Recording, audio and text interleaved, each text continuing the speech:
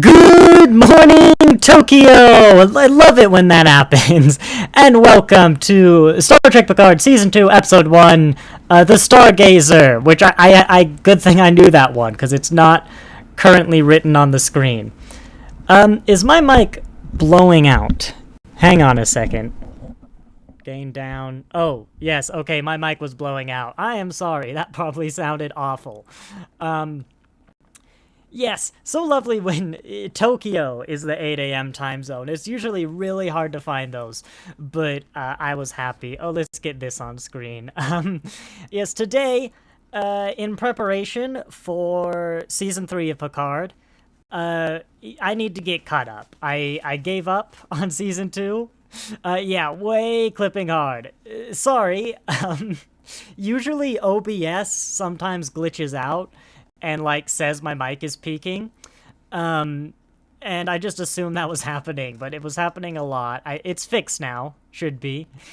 Yeah, basically, I gave up on Season 2 of Picard. I only made it through Episode 8, so we're going to be doing 9 and 10, 9 on Saturday, and then 10 on the next week, but this is preparation for that, I guess. We're going to do at least Episode 1 is a watch-along. No more than 3 episodes, for a few reasons, but that's also all the thumbnails I have prepared already. As you can see, obviously for legal reasons, I cannot just stream Star Trek Picard. So you're going to have to go get the video yourself. I'm using my backup from the DVDs because I got it on Blu-ray, but I checked, it's the same as what's on Paramount Plus, so get through all the ads, whatever, just wait till you see the timestamp that's 55 minutes. Paramount Plus says the episode is 55 minutes because it ends with a trailer for the whole season. I know mine says 54 minutes, but I checked, they start the same, and it looks like it's gonna be good. The reason we're starting with Episode 1... is I need a drink, is that also a bit of a test. I've never done this before. I think this is all set up well, but as you can tell, if I move my mouse, the little time zone goes away. And in fact, that's black because I have Microsoft Paint just open, open underneath. Now I just gotta get everything layered correctly again. So yeah, I'm glad, Ukrainian Scrimshaw, that you're here. I'm glad someone's here for this, but I'm also thinking, it might be fun to go back and do the classics, is sort of this style. Because reviewing them doesn't make too much sense as I've seen them, at least in the style of review I do. And it'd take 15 years, one a week, to go from The Cage up to Season 2 of Discovery, where I started doing reviews.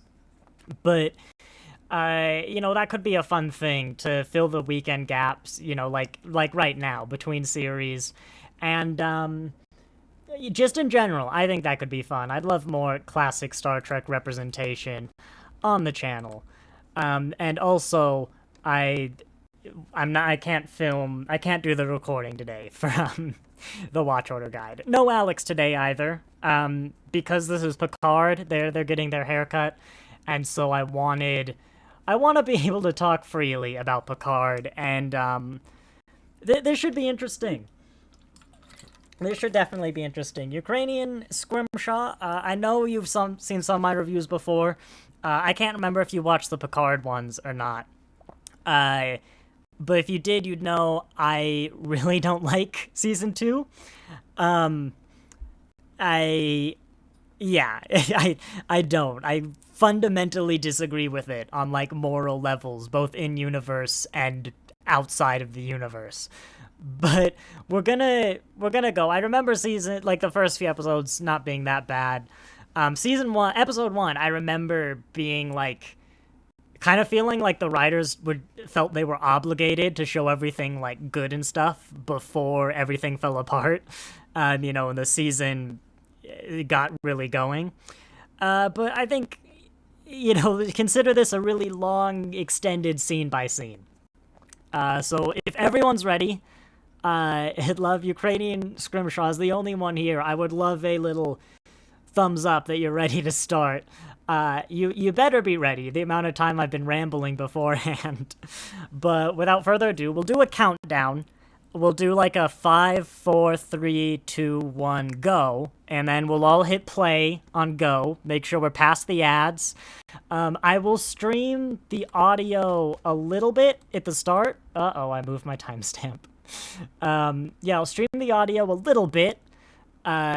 Just so, we can see that we're all in sync. But then it's going to be muted. It is just going to me, and it'll probably be very boring if you don't have a copy of the episode going. Yeah, Picard is painful. I think I also kind of want to see, like, what went wrong, what worked, because I'm sure there are some things, no, there are some things that work in Season 2. But, also a bit of a discussion. Let's kind of dissect Picard as we go along. And, it's an experiment. Like, I'm going to be honest, Section 31 is not going to be a show I'm going to enjoy. I mean, it could surprise me. I was very much felt the same about Season 3 of Discovery, and I very much liked it. But, yeah, for all the common reasons. But, this is kind of prep work for how I think we're going to cover Section 31. So there's a reason I'm starting on the worst season, definitely one of the worst Star Treks. I don't know. I'd have to go back at like early Discovery. Ukrainian Scrimshaw, let's. I'm gonna assume that there's an implied go. So, without further ado, headphones on. I really hope the audio is gonna come through. But 5, 4, 3, 2, 1, go. And yes, you're getting the audio. Let me just make a mark. That's like 7 minutes. I will be uploading these as videos. I'll be uploading these as videos, independent from the live stream. Wow, I can't talk, and let me balance audio real quick. Yeah, I'll be uploading these as videos as well if you missed the live stream, so you don't have me rambling, and I can kind of split them into individual episodes. I will say, I like these uniforms. There's a positive about Picard. The ships are kind of gray and dark, so it's a bit hard to tell because it's a red alert, but, I like the ship interiors for the most part.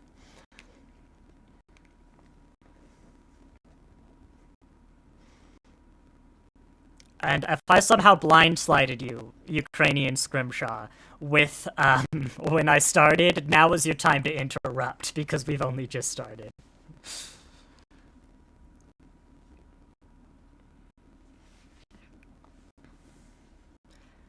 I will say something I don't like about this whole sequence is how my mic is kind of right in the middle. I really should have thought about this going forward.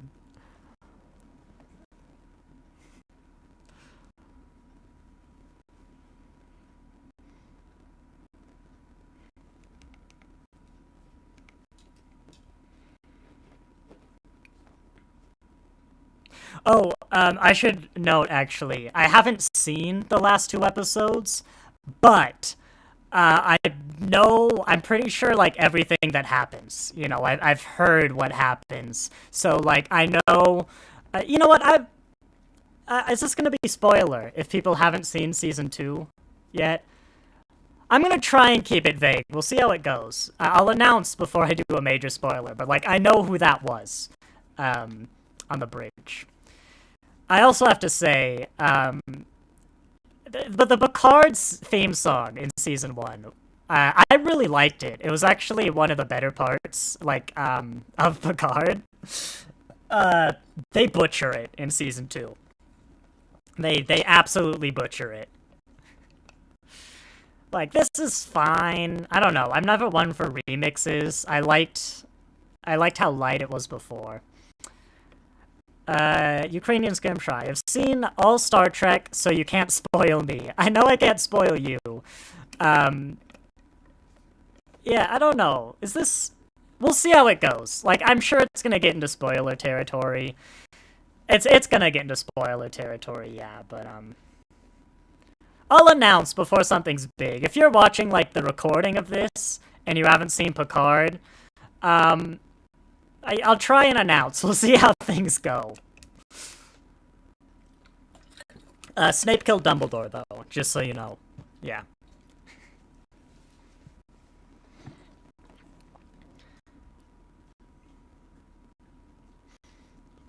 I'll say the theme music's not as bad as I remember, going back. But I just like the first one so much more. And I get thematically this is more appropriate, but I don't know. I just really love the first version. And I'm kind of interested what happens in season 3 with the music, I'll be honest.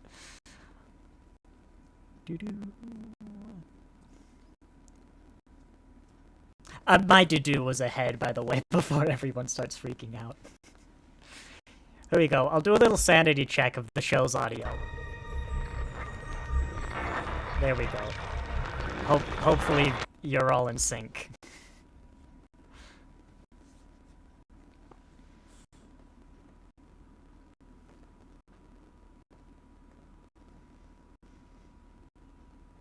Do we actually know where Chateau Picard is in France? Is it, like, outside Paris? I don't know.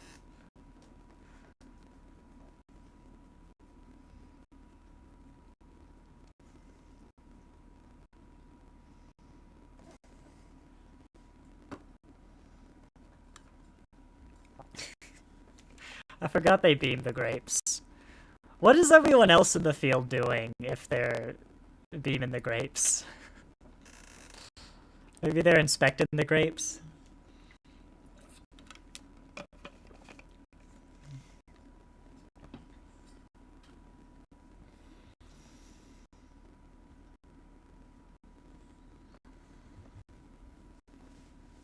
I'm just kind of enjoying the music, honestly. I like this sequence. I don't like designing a logo on a holographic interface, like a transparent one. This is the key example I use of why, like, they wouldn't be universally good. But all in all, I like this sequence. And I've just remembered that he's in love with the Romulan lady. Ah. Thinking back on Picard, I I keep going like, why did I hate this so much, you know? And then I remember little details like that, and I'm like, oh yeah.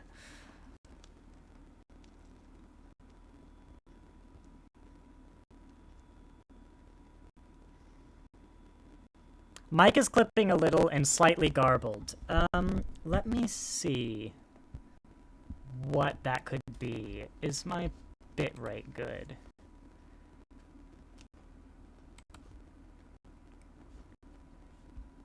Let me know if it persists.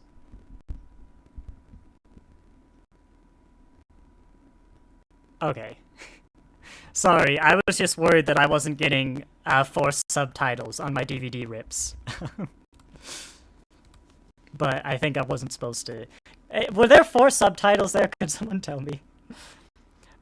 Also, the vineyard is in a few places, I believe. The main one is Bordeaux, in the region of... I'm not good at French. Are there a few vineyards, or is it just inconsistent?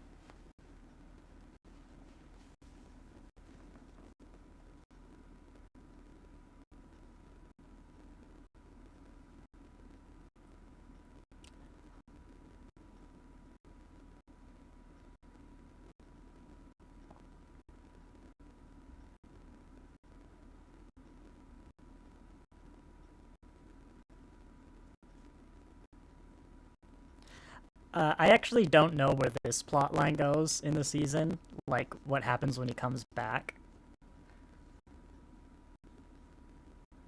Oh yeah, God.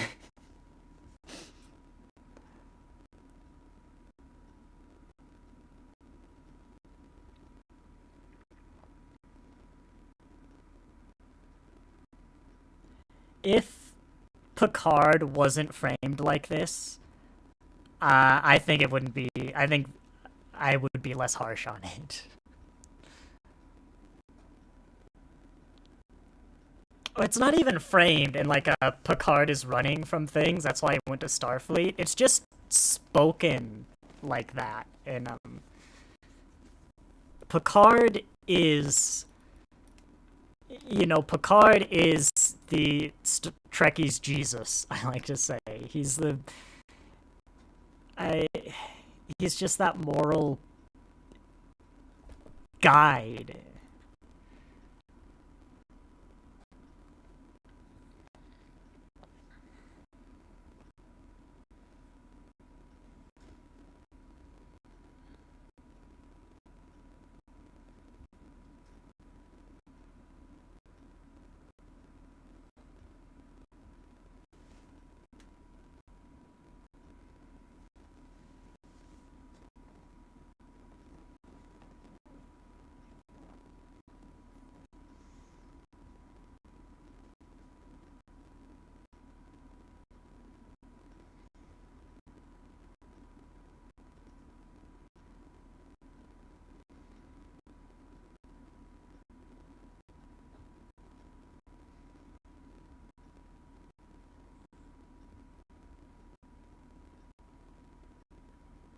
Why is he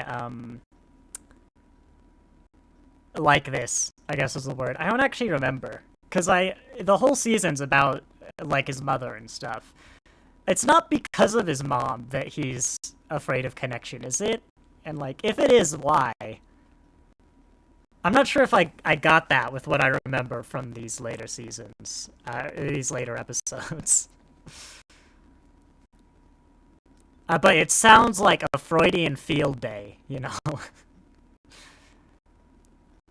I took a psychology class at university, and on the Freud, like, section, literally just anything, if it, like, had anything to do with having sex with your mother, then it was Freud. That's, like, what I did on all the tests and the exams and stuff, like, and all of them about Freud were about having sex with your mother. So, it worked out.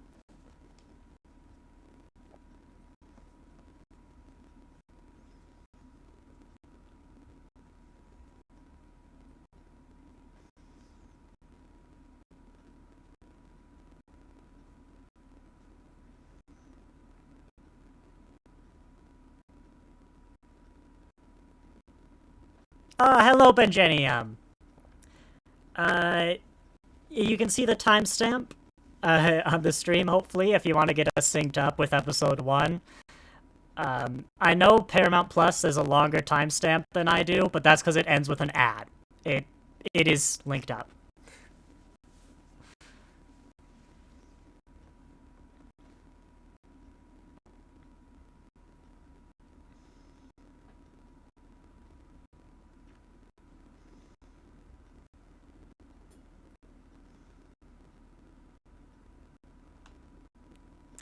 I don't remember a lot about the circumstances between like these scenes, and I don't think I finished them. I don't think I got to the full resolution, but so I'm gonna talk about it more as the episodes unfold.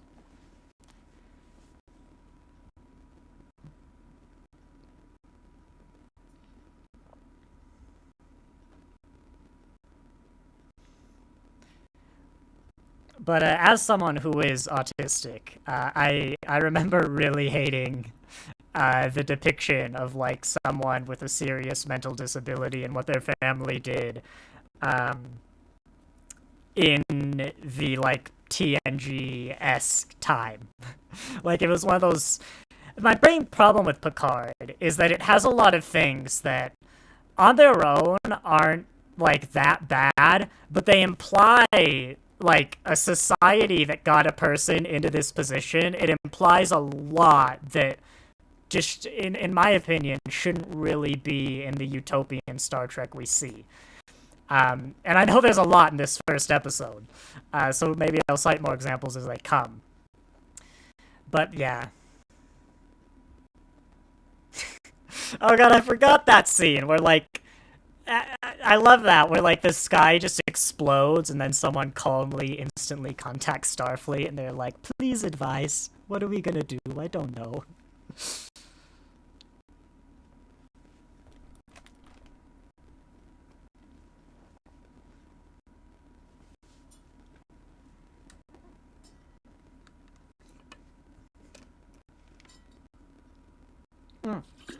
By the way, we're also looking for good quotes that are like inspirational, but also highlight Picard for the Watch Order guide. I know that's kind of contradictory because Picard isn't very inspirational, and like this is what's great about Star Trek, but I do need one. So let's keep an eye out.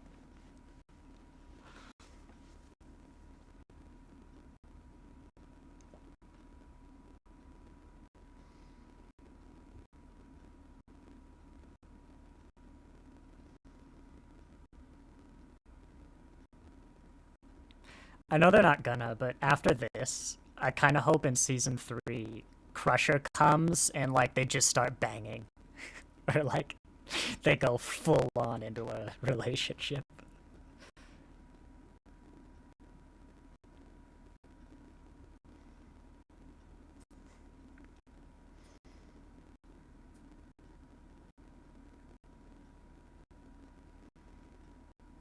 Is that the Promethean battlecruiser in a bottle on his clock? Oh wait, here's the quote.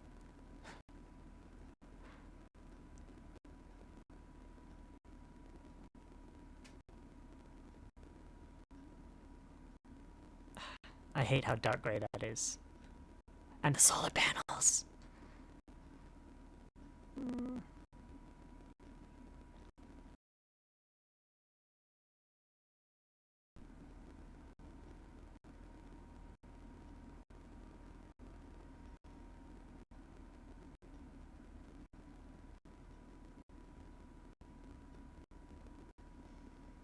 I like that auditorium, actually.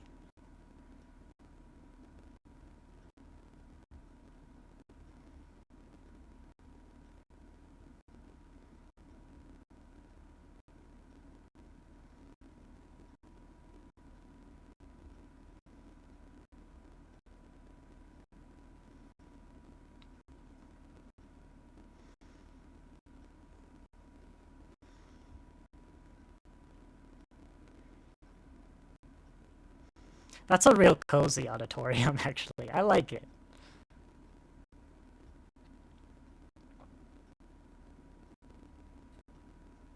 I'm actually hopeful for season 3 if they keep interiors like this.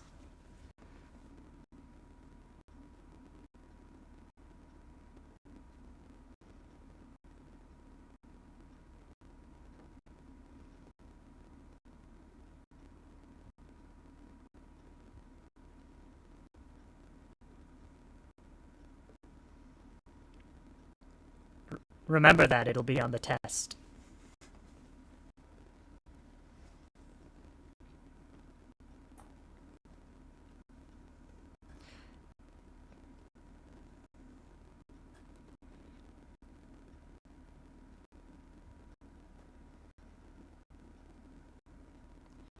God damn it, Picard.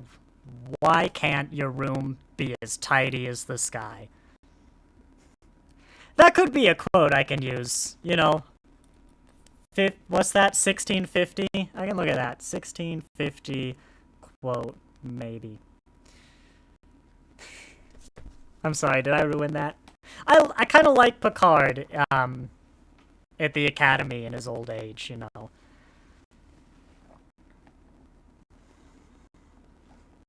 I like kind of a lot of this, you know, everything's fine stuff. I mean, Seven's not a good example of the everything's fine and dandy. I mean, in some ways, it'll be interesting to see what season 3 does, um, in the like proper, like Federation current times.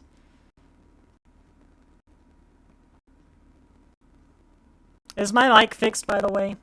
Did my cords get fixed?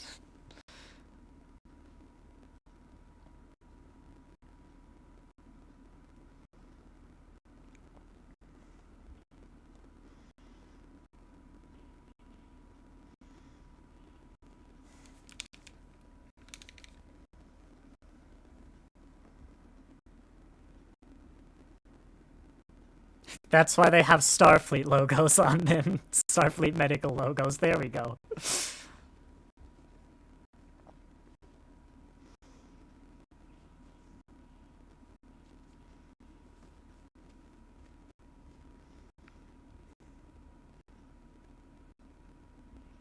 Oh yeah, Rios isn't on the ship anymore, is he? I'm like, where the heck is Rios?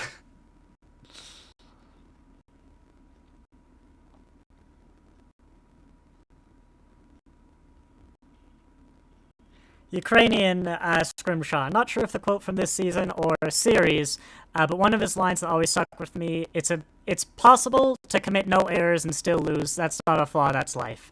That is from Drumhead, TNG, which is not what I'm looking for.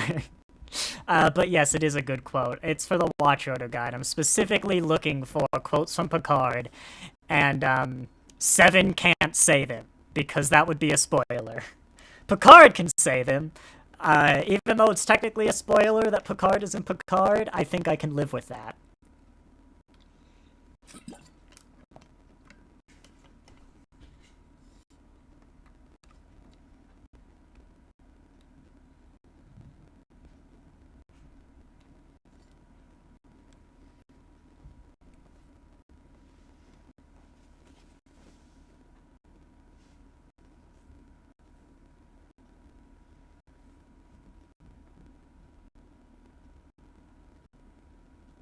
That's an interesting gun.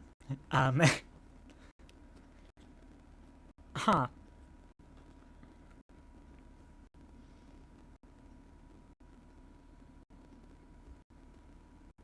Hawking radiation. I was about to say, I guess if they're Romulans, it's a black hole, but they're not Romulans.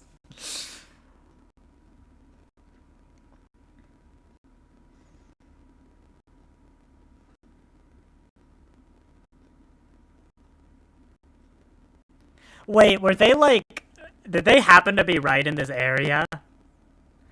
I think the biggest problem with the first episode for me is that, like, they have to keep the main cast together and put them in the show. And in a lot of ways, it doesn't quite make sense. Or it's a bit awkward. Like, I think it's a great idea to get rid of most of the cast in Season 3. Like, Soji is a great example because she plays the exact same character she did in Season 1, but it's just a different person.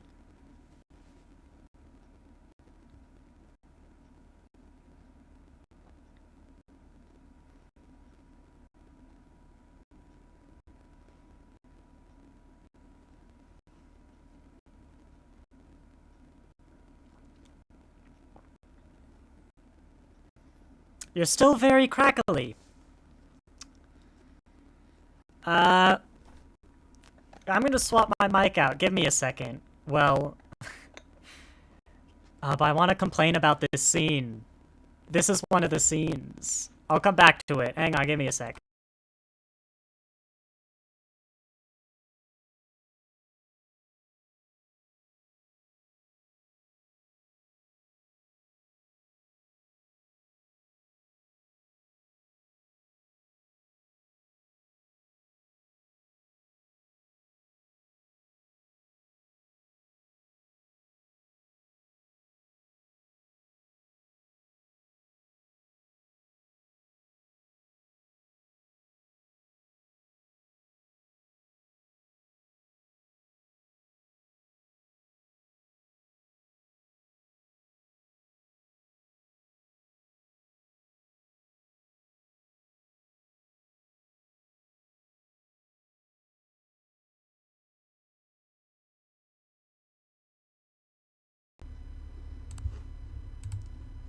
How about now? Is this better? I've swapped out my mic. It might also be my headphones, actually. Let me know if it's better now. Oh, hang on. There we go. How's this? New mic.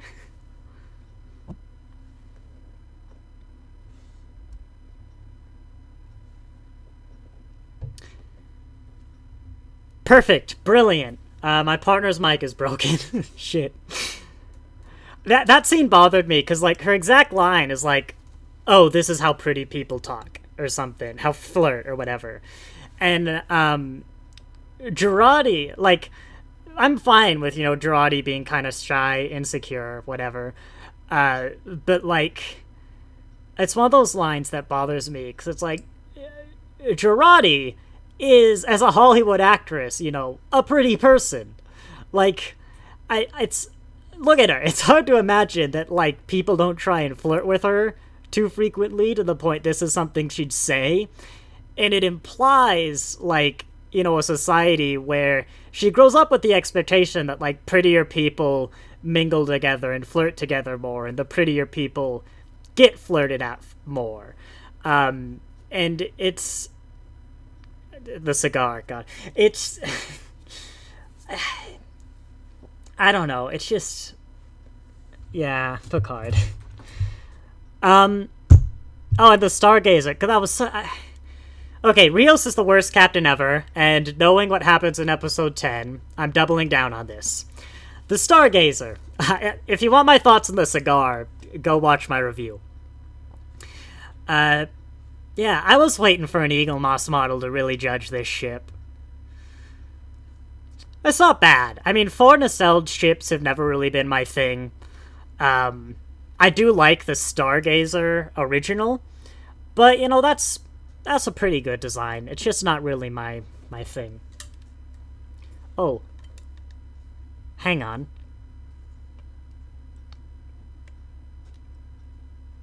There's a Rutherford reference in here, isn't there? In the background. Is that how you say that?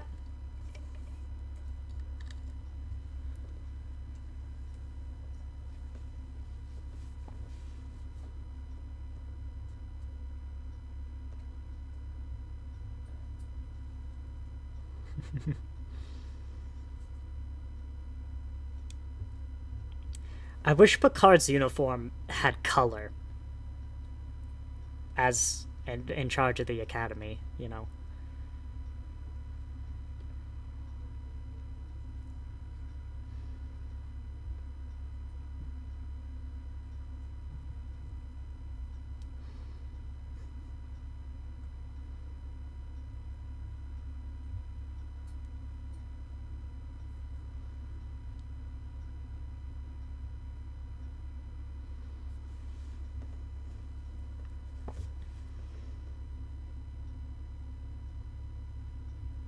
Which Excelsior is it?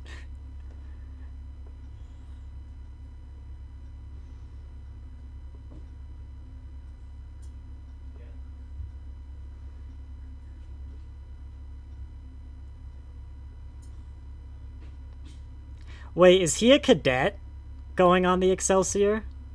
If he's studying?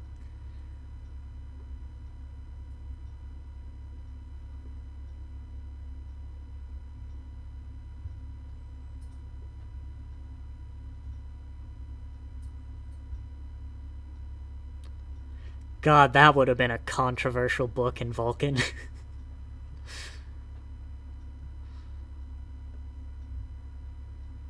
That book, I've never thought about that before, but like, I like to think the Vulcans are more accepting of human emotions and stuff around this era, but God, Spock writing about like the actual emotional experiences.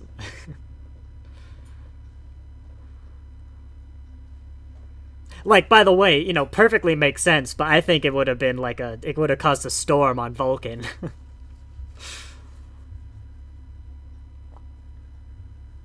I also think we missed the Rutherford reference. There's a mention of like a Commander Rutherford, please report to something or other. Yeah.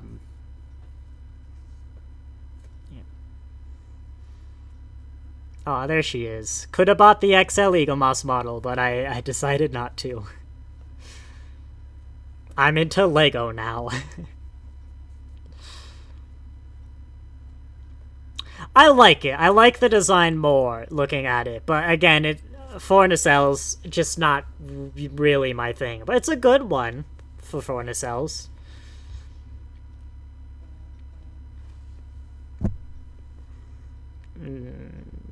fuck you. Just fuck you, Rios.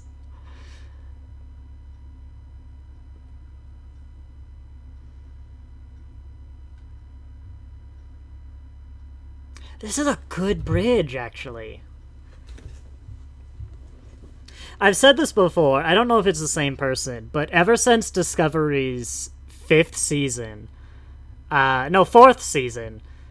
the interiors have been phenomenal in the live action.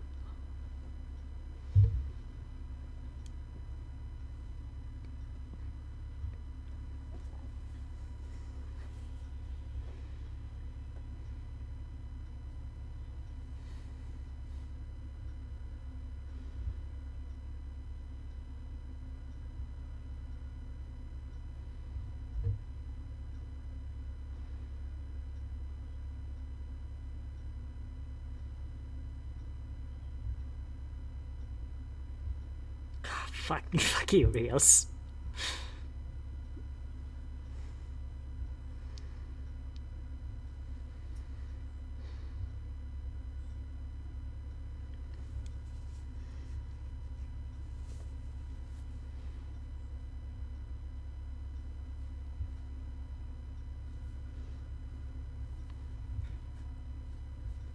Man, you know, whoever did this is an idiot. They should have just done English. We would have understood it. Okay, I'm gonna abandon the spoiler-free nature and be like, yeah, I get Girardi would have to send that message because that's the message she just saw. She couldn't have sent a bigger, like a different one, but, you know. Oh, and here's the dumb bit about 10 forward not being, you know, deck 10 forward section. Picard is, like, very interesting because it simultaneously seems to, like, not really care about canon, but also care about, like, a specific slice of the canon. Like, why is it deck 10 forward? Well, it doesn't know that it's because of the location on the ship, but it's like gives a reason. It's like, why does Picard have a British accent? Someone no one has cared about for decades, but this gives an explanation for, which isn't unwelcome, you know, I'll say, but it is like a bit odd. It just, it's interesting. Also, yes, hello, Guinan. Lovely seeing you here.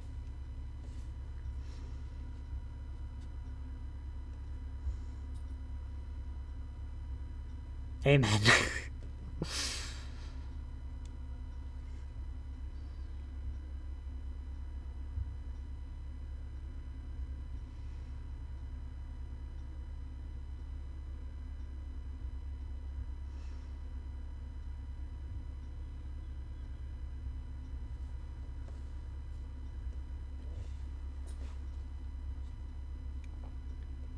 Well, here's another weird example.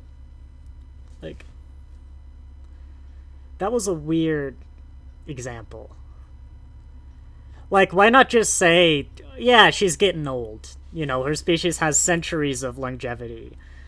But also, this example perfectly sets up an older Guinan to show up in the past, and then they just recast a younger person. It's like, what?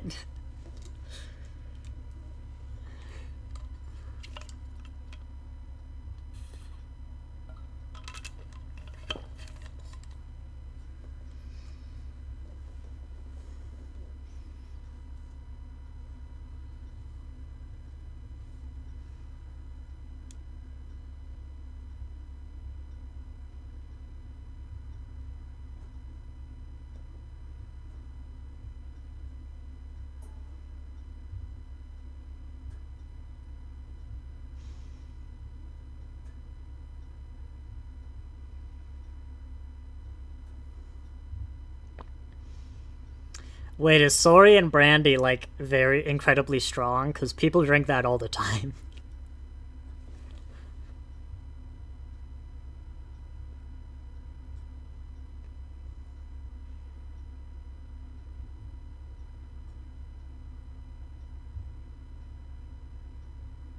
Hang on, yeah, that's absolutely not true.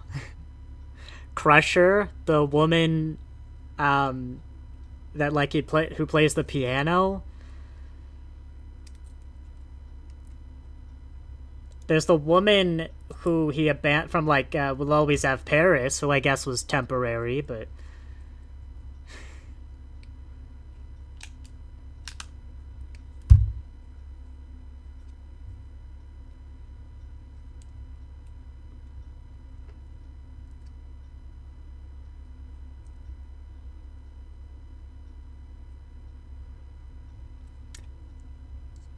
yeah, I'm just remembering how beautiful that episode with the girl who plays the piano is, you know.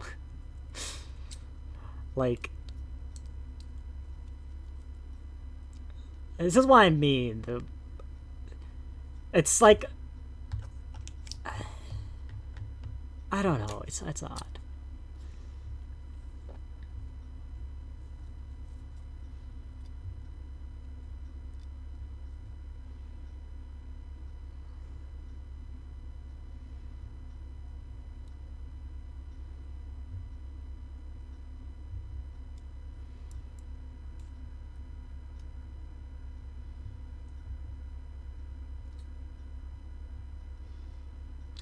See, it's like I don't really have a problem with what was just said.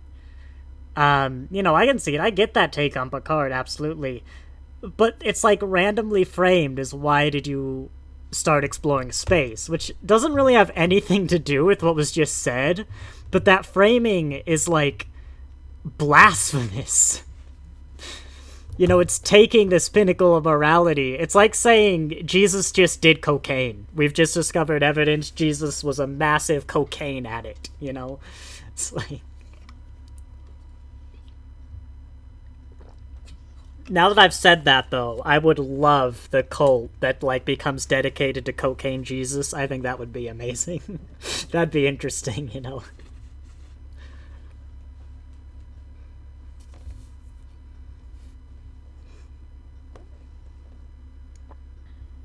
Is that a Discovery shuttle? No. No, I don't think it is.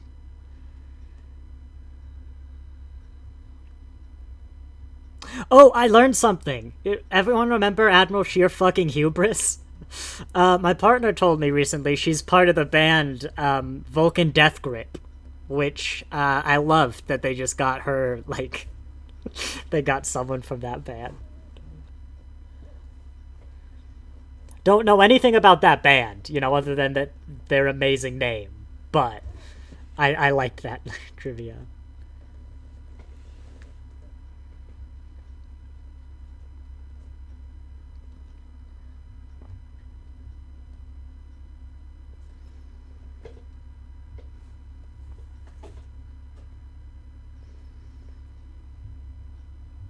That's a very good Borg voice, actually. Like, to me, that's just the sound of the Borg, you know? The hive mind.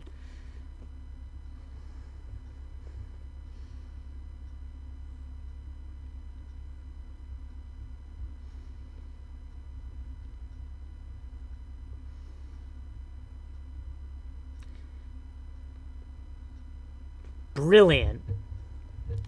But does this mean that Girardi has memorized the entirety of Article 14?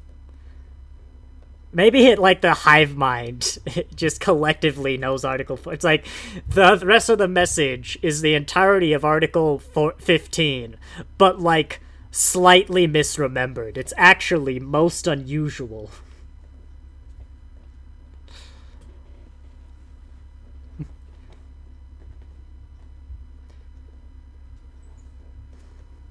So we, the people of the United States, do hereby declare our independence. It's like, it's kind of right.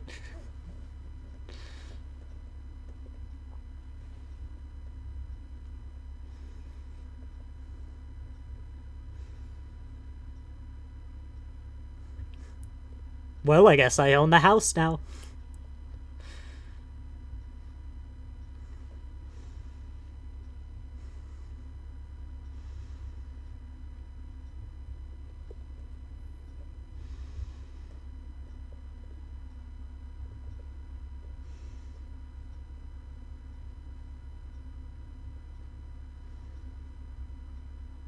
Indeed, it's unexpected. Like, I don't even know why half of us are here, honestly. Why is 7 here? Because Rios let her on? Like, worst captain?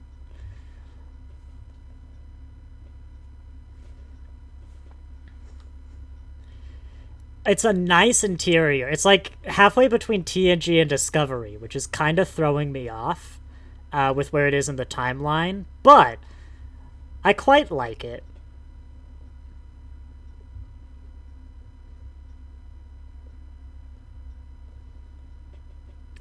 I don't like the engine hum. That is not an engine hum. That's a bad mic.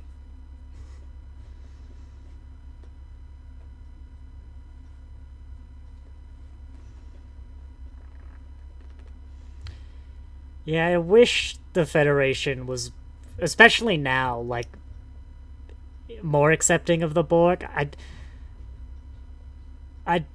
don't know. I mean, the Federation has kind of always been, they've had these reaction to things like androids, the Borg, whatever, like outside our heroes' ships, but whatever. You're back early. Yeah, they canceled my appointment and didn't tell me. I'm a bit angry about it, but I can't get into it because you're on stream.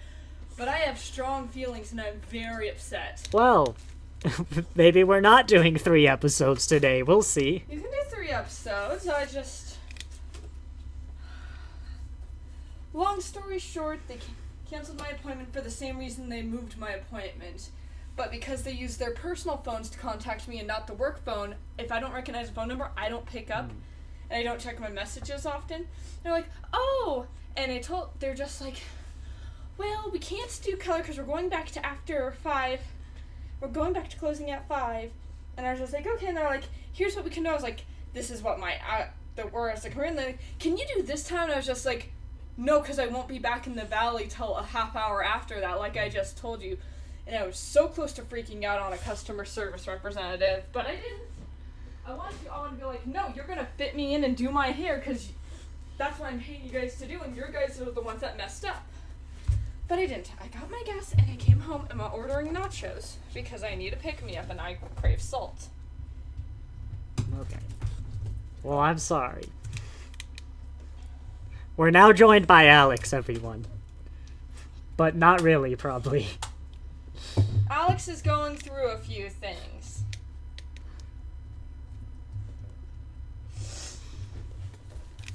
Hello, everybody. Sorry you had to hear that minor freak out. I am very That's what's on the other side of the anomaly. It's just Alex, and they're very upset about things. Because when you specifically make plans in a day, so you're mentally prepared when those plans fall through, you get mad. I'm frustrated to the point where I am tearing up. Well, someone says, welcome back, Alex. Hello. Or Warner Brothers Alex, but I think it's the first one. Hello, Ukrainian. Scrimshaw. Scrimshaw. Has that always been your name, by the way? Because I recognize you, but I do not recognize your name. I know people's pictures. Benjenium as well. I know you, but I'm sure you changed your picture, I think. I mean, they've had to have been to the stream before to know who I am. Yep. I don't think they've been to streams before. Or well, no, some of them, but yeah. Given that I just ranted about, are you really gonna argue with me on stuff right now? Oh wait, she said Excelsior. Let's see, is there an Excelsior class in there, or if they refitted Excalibur? it? Excelsior. Excalibur, from United Kingdom, I'm looking for heaven. I'm going to California. Excalibur. We're watching an episode. Excalibur. Oh, you're watching an episode?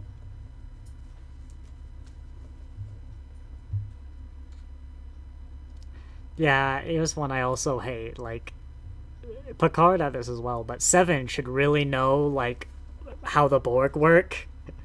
But that's not how the Borg work. You changed it. Might change it again. What's the name of a card game you and your friends played? No, made up as kids. You're half Ukrainian. I thought you changed it, but at least I can I have to remember at least one of them, then I can keep everyone in track. Just no one changed their picture and name.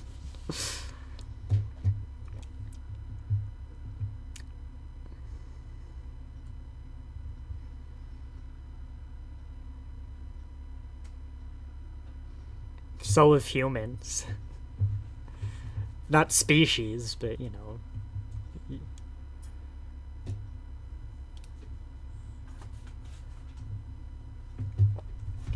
I'm also wondering, like, you know, if these people join the Federation, surely this would have massive, like, impacts on the galaxy, the Federation technology.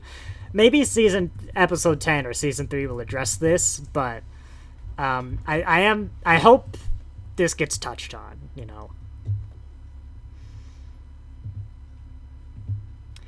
That is just Girardi's voice, isn't it? Like at the core of that hive mind. Comment? What do you eat?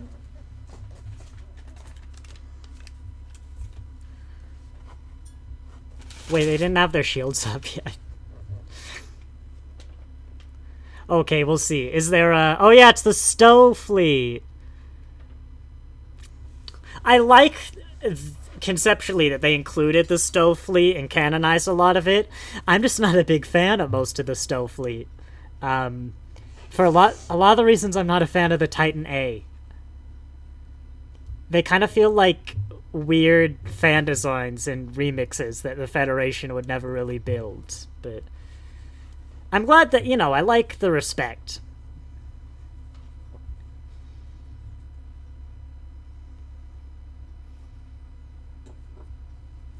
Maybe I should play some Stowe at some point, like on the channel or as a stream. That might be interesting. I've never finished Stowe.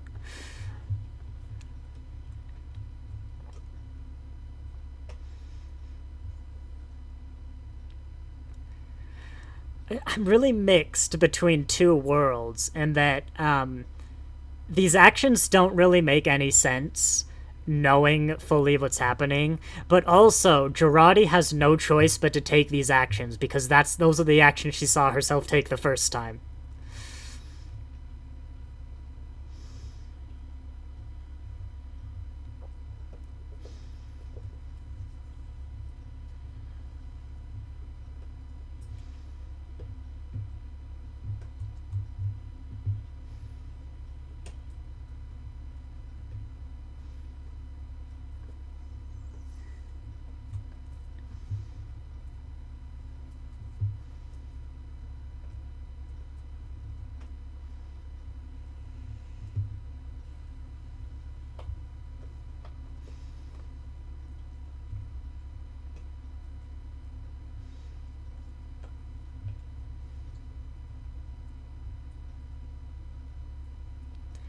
Power, because, you know, that sounds threatening, even though she really just wants to charge her batteries, I'm sure.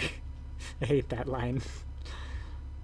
Even if that's not what that line ultimately ends up meaning, it's such a, I've written a line that you're supposed to take one way, but I'm supposed to seem really clever when you realize that it means something else.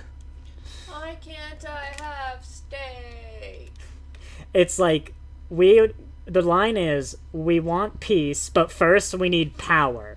And then, like, little tendrils come through and plug into the machinery. Why can't I have steak? Because you want to be a pultritarian. Which is a vegetarian, but who eats chicken.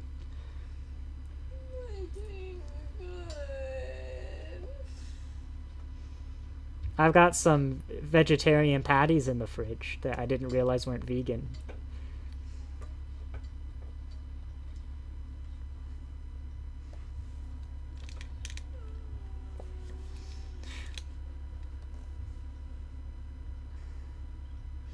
I've just realized, Alex, you shouldn't look at the screen as well, because there's going to be some spoilers. Minor meltdown. It's fine.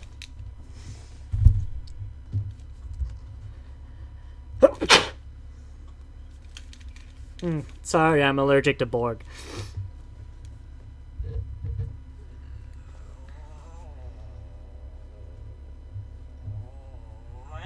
these places let me alter my nachos!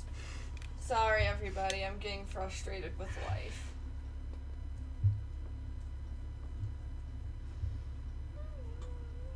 Like, that is about to join the Federation. What could possibly threaten Season 3?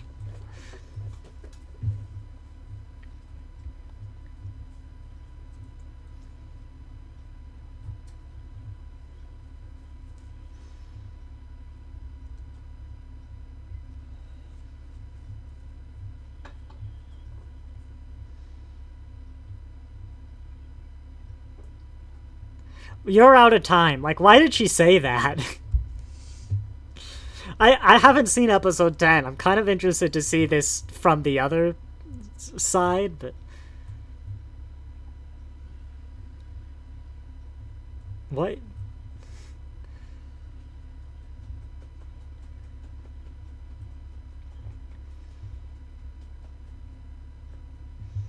That's literally... You could make fun of those codes, but for a time, those were literally the nuclear launch codes, but without the word destruct.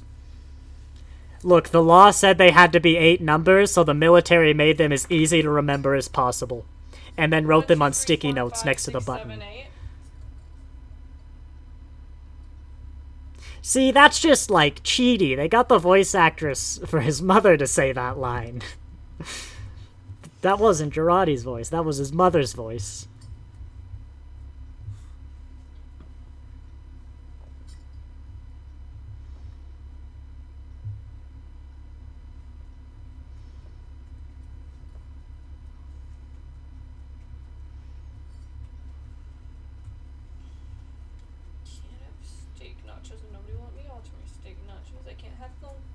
Because it's made out of pork bone.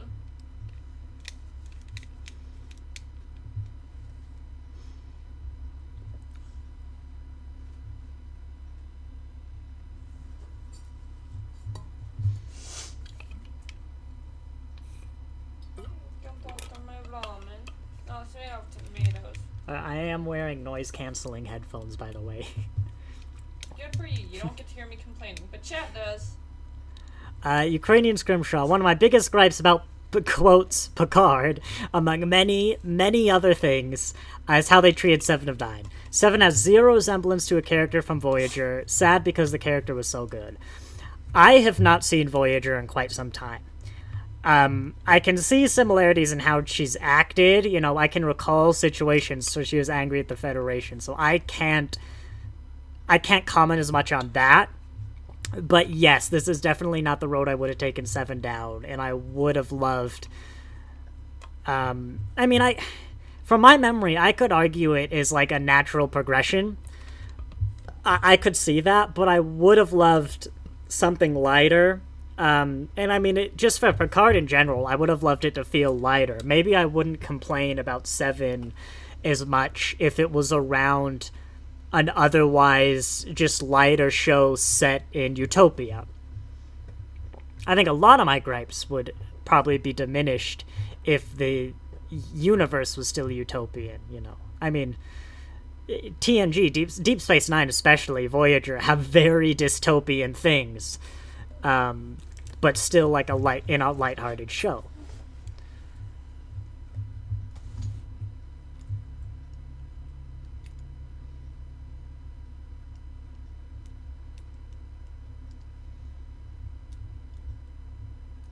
I love, by the way, how this scene is what I always said that they would do. Like, it's so easy. Just the scene writes itself. Like, wow, you've gotten old.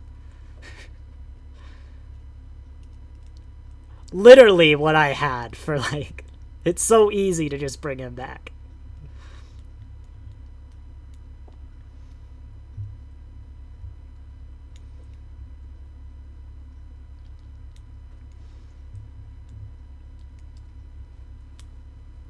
Which, by the way, if the last episode of Season 3 is not called ... must come to an end, then what the hell was the point of this series?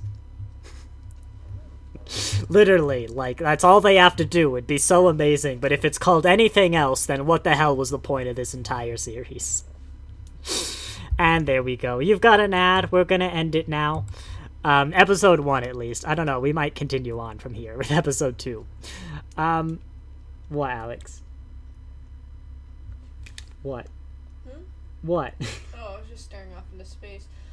That thing's not visible on your... Why has that been on your YouTube this whole time? Because I can't just stream an episode of Picard.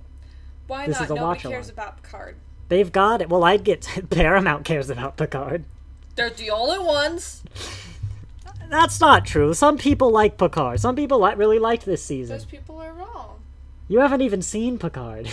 I know, but I've heard your reactions to Picard. Season 1 is you know, it's not great, but like there's a lot I like in season 1. But this I've heard one, yeah. nothing but complaints about Picard from you. When you were gone, I said some good things. But yeah, I'll talk more about, you know, Q when we do the next episode. But yeah, I mean that one was fine, really. It was better going through it the second time. I'm looking. Where's my little time bar? Here it is. Yeah, it was better going through the second time. I mean, if you want my big first reactions, you could always go watch my review. But I remember it feeling just weird. Why are all the people getting together? It was kind of oddly paced because, you know, you need to show the idyllic village before it gets burnt to the ground and the hero goes on an epic quest. And it kind of felt like their obligation. You know, they had to do that, so they did, was my memory.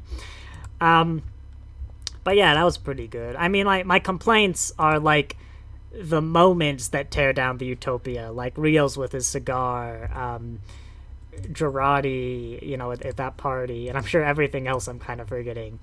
But that one was pretty good. I think we'll go on as long as Alex doesn't listen to anything I say. But yeah, I'm good. We'll do a brief intermission. Well, I heard my name. What? I heard my name. Well, exactly. Don't listen. You're not supposed to listen. I was literally saying as long as Alex doesn't listen to anything I say. Intermission, because I'm gonna change out all my graphics, the stream name. So if you gotta go to the bathroom or get something to eat, but we're gonna continue with episode 2. I think. Well, no, I know. So, feel free to go. It'll take a few minutes, but here's a little intermission. But look, bam, it's episode 2 now. Where is the stream? Stream title. I hope stay live. Edit. What is episode 2 called? Penance? I haven't written it down. Penance. And then get rid of that description. Is that how you spell penance? Anyone else have thoughts they want to share, unless everyone's gone to, like, use the restroom? And then there. Good, we're still streaming. Can I not change the thumbnail? I prepared a thumbnail. Edit title and description. Get shareable link. Delete forever. Let us not delete forever. Penance. Here we go. Change the thumbnail to that one. Save. And we're still streaming. Penance. Yes. Okay, that's good. 407, we'll call it. We'll give everyone like 2 minutes. You might need to get ads and stuff. I'll get the episode prepped up. We'll give it a little bit. I mean, there's only like at least one person here. Bergenium, I don't know if you're still here, just been silently watching along. But flag to me if you want a break or if you just want to keep going, because I'm happy to do... I can do either. Hang on. Yeah, we're gonna watch episode 2. Why not? I should take a note, though. What is it in the recording? It is an hour 04. An hour 04. Because we got to get to episode 9 by Saturday. 1 hour for min. Episode 1 ends. And if you miss it, if you don't want to stick around, it's too late. That's all right. Because I will be chopping these up and putting them on YouTube as little videos, cutting out these middle bits and the intros. And also just for future reference, I don't know if you're ever sitting there going, man, I really want to watch Star Trek Picard again, but I don't want to do it alone. You could watch it with me. And you. Why would you want to watch Star Trek Picard again? Well, we're gonna go through it at some point. In like 700-something episodes? I'm 15% through the series. They are. We just finished watching Conspiracy. I learned Alex has a massive bug problem. Oh, I forgot about the bugs. How'd you forget already? Yeah, I watched Conspiracy. Alex watched like 35 minutes of Conspiracy and then listened to the end. I don't do well with bugs or body horror. But yeah, we're about to wrap up season 1 of TNG. We did TOS, TAS, the TOS movies, and of course TNG next. It's been fun. Show's about to grow a beard. I'm excited. They killed off my favorite character other than Data, and then they made me look at bugs. I think I mentioned this in a last stream. Okay. Because it's on stream, right? There is something you should know about season 2. Crusher isn't in it. Which Crusher? Beverly. But she comes back in season 3. Yeah, they're a bit sad. They have like 3 female characters. They kill one off, and they're taking another. She comes back. Did Comet get these scissors again? No, those are the same ones he ate before. Technically, they replace her with another female character, but yeah, you're not gonna be one of the Pulaski likers, for the sole reason that she is not Beverly. How else am I supposed to make jokes about whenever things happen and they're alone in a room? Wesley, I need to make you a little sibling. Well, you know, Picard's like gotta be the dad now that Wesley's mom isn't in the ship. Why isn't she on the ship? She's the chief. She's in charge of like Starfleet Medical or something. Is the in-show reason. Basically, when you said this episode didn't have repercussions, the bug episode, it does, and it's just Beverly's going to be going. Well, when she's back in season 3, she's still the chief medical officer of Enterprise. Yeah, there you go. That's how you could look at it. The real reason is she was fired. Why? I don't think we ever know exactly who she had disagreements with, but it was almost certainly Rick Berman, the one of the two heads, along with Gene Roddenberry, like one of the 2 executive producers.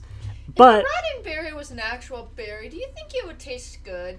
No, his name is Roddenberry, or is it Rudenberry? I've been meaning to ask because I have to say this for my script. How do you say it? Is it Rudenberry, like rude, you're insulting, like a or Rod? Berry. Yeah, like a pokey thing. Rudenberry or Roddenberry? I don't know. Are we all ready? We've had a little bit of an intermission. You've made your cream salads. I don't know why that was what came to head. Well, I thought fruit salad, so. Let me know if we're ready. Here we go. I'm going to do a little thing so I can see if you catch up. Past all the ads, ready to hit play on episode 2, Penance. The one... how was Penance? I'm trying to remember. I don't think I had too many problems. My biggest things I remember are reacting to how they do... Is Alex tuned me out yet? How they do Q, how they handle that bit. Q-tip. Dang it, Alex! I told you. You really, legitimately, don't listen to me, right? Like Q will exist even if it's not in that universe. He will always exist because he is Q. And here's a good thing about Picard season 2. there's a scene in one of the episodes where Q hands someone like a business card with a phone number to like contact him. But just say fuck you. The phone number was a legitimate LA phone number, and you could call it, and you would get a voicemail done by Q, and his actor came and like recorded a thing. It was great fun. If you've never seen it, I have like it's not a short, it's on my channel somewhere, like Calling Q. It was a great little message. But that's a great thing. That's a fun thing about Picard. Rod, like the odd in Todd. Gene Roddenberry. Perfect. It's the one that I usually don't default to. My accent is kind of weird. You might have noticed. Now that I bring it up, you're probably going to notice in that it is a Pacific Northwestern American accent, but not quite, because I have a lot of British influence in like what I watch, like Doctor Who and YouTubers and stuff. Once my stepmom moved in, some of the more southerny things in a British accent became a bit southern, and so every now and then it collides, and often I'll spell or say the British word for something, but something like Nevada, I don't know if I'm going to say Nevada or Nevada until it comes out. There are a lot of words like that where I just flip. It's like Rudenberry, Roddenberry. It's totally inconsistent. Meanwhile, I talk like, you mix the, like, stereotypical American accent with Southern, because I use a lot of Southernisms. Yeah. Like, I'll pronounce my T's like D's. Like, I'll say sister instead of sister. And I'll have specific words. I can't think of any off the top of my head that I say very, very British. Usually it's British, sometimes Southern. Hip hip cheerio? Sometimes I'll say, like, Southern. Or Southern, yeah. Or I'll thud my T's in other words.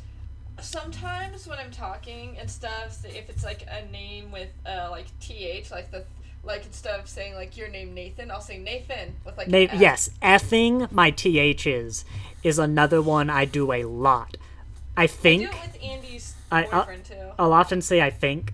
I think not so commonly nowadays. It's a lot of me I wonder if my accents become less British because the Doctor has had an accent that is so radically different from, like, what I'm used to. I don't assimilate it. That would be interesting. Because the 13th Doctor is like I don't actually know what her accent is, but it's an accent, like, definitely. Huh. Well, the 3 Tennant episodes might swing me back. Are we ready? Because I think I'm about to do the countdown. I'll give everyone a little bit of time to put their mouse. Haha. Ukrainian, I started pronouncing it like the ad in bad. Nevada. Bad. Ada. Yes, because everyone from there pronounces it that way. Yeah. Is it supposed to be Nevada or Nevada? It's supposed to be Nevada, and that's what I've always heard around me. Okay. Why is it Arkansas and Arkansas? The French. Everything's the French's fault. Legitimately, if you look... Like no. L that becomes an R in Colonel. You're joking, but in my experience, I used to joke that all the problems with the English language were because of the French. I got that joke yeah, from. But I started looking into it, be like, why actually is this thing? And every time, it was the French. Especially for those American place names, like right in the middle. Detroit is Detroit. Chicago was a French one. I don't remember exactly. But like the New Orleans, Louisiana, all that stuff. Like, and even just the language itself. Like, we're supposed to be Germanic, but there's so much more in the Romantic languages I recognize than German. I'm hopeless with German. Reading it, whatever, like hearing it. The Romantic languages I can kind of get. It's crazy. But yes, are we ready? Fingers on the button, everyone. I'm gonna get a drink. I hope you're all ready. Episode 2. 5. Oh, wait, my little button's gone. There we go. We're gonna do it on go. So 5, 4, 3, 2, 1. Then we click the button on go. 5, 4, 3, 2, 1, go. And I'm gonna stream some sound for a bit. A CBS Studios production. Yeah, that's not helpful. Previously on Star Trek Picard. How is 7 these days? You know 7. There's always And folks out there in trouble. that's about as much as I imagine I can do. Oh yeah, what I was saying before is, I know in other parts of the country or the world, people get confused how to say Nevada, but I'm relatively pretty close to Nevada, so, like, we just kind of know. Ukrainian Scrimshaw. Milwaukee, from the, I assume that's a tribe? Algonquin? I'm not sure. Milwaukee, meaning the Good land. the good Ian? Land. It's Even pronounced... corrects it below. Oh, land. It's pronounced Milwaukee, Do you though, know right? what Spokane means? No, I just know it's named after the tribe. Daughter of the sun. Oh. But is it pronounced Milwaukee, or is it actually Milwaukee? Because I've only ever heard Milwaukee. We pronounce it Milwaukee now, but it's probably because we butchered Milwaukee. Because, you know, the French and the English and colonization. This land ain't your land. This land is my land. Because I am a white person. We don't need the recap. We can talk over this. We just watched this episode. Did you People like are that gonna be, song? like, a bit confused if... I don't know, why would you watch the audio commentary for episode 2, but not 1? But, like, they're not gonna get the bit in the middle, like the intermission. Did you like my, my This Land is Oh. My Land Yeah, version? but we're starting, aren't we? Here we go. I said don't look! Don't look at him! Don't look! It looks like 2 Picards. Keep in mind, I am looking at a slanted... Well, actually, you haven't seen Q with his correct hair yet, because you're only on season 1. Never go back and watch Q's first appearance. He looks so weird. I like Q. He's weird. He has Yeah. gremlin energy. You haven't even seen him at his best yet. For a point, like, he's pretty good, Q, but he's like... We'll get into this, actually, about how, like, he's the antagonist, but he's never really the villain. Did you ever meet the blob monster that killed, cute hair lady? Yeah, Tasha? What Yeah. about him? Do we ever meet the blob monster again, or do they kind of just have him fuck off on his own planet? There is a one-off joke in Lower Decks where they prank call him. Hey, he said the name! Picard? No, he said the name of a different episode.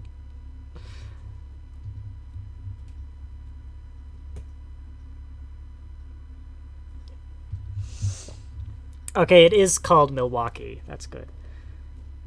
Q in this scene is fantastic, I'll say.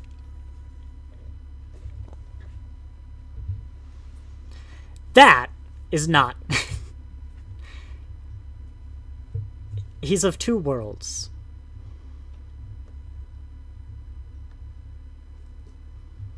Okay, knowing what's going on, I like that interaction better. There's still... He's too... Like, he's too harsh, aggressive. I mean, Picard's about to react. Like, my reaction to that as well was an instant, what is going on? Like, oh, you know, and that... There are bits of this that works that other people don't like. In particular, in a little bit, when he's gonna slap Picard, it might have actually been you, Ukrainian Scrimshaw, that really didn't like it. I like it because of how much it shows that something is wrong. I actually like that slap narratively. It's similar in TNG when Sarek cries. It has that same, oh, something's wrong. Don't take your headphones off. There we go, that bit, like... You're not my mom! I get why people don't like that, definitely. Like, don't get me wrong. I don't have joy from that, like, new Q returning. I get joy when Q's being Q, and I think he does it the most in this episode, if not that scene. But I definitely understand why people... That's just too much, you know.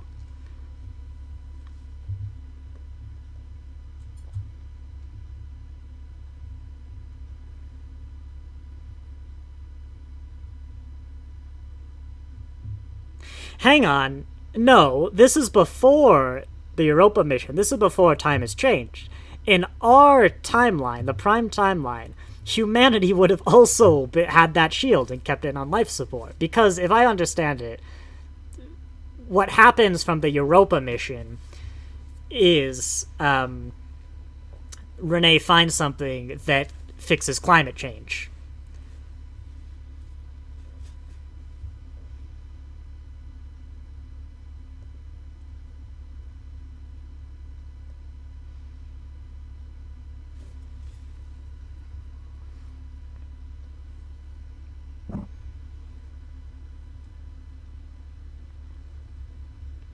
I'm right in that, right? Like the climate change stuff. I'm pretty sure.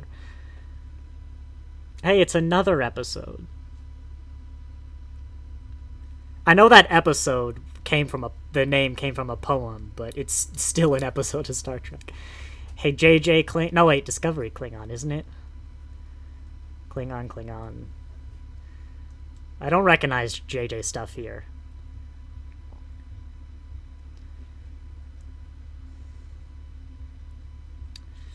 I do think the skulls are really well done, you know. Bit of small world syndrome, that it's like kind of the main who's who of Star Trek, but you could also argue they were prominent figures.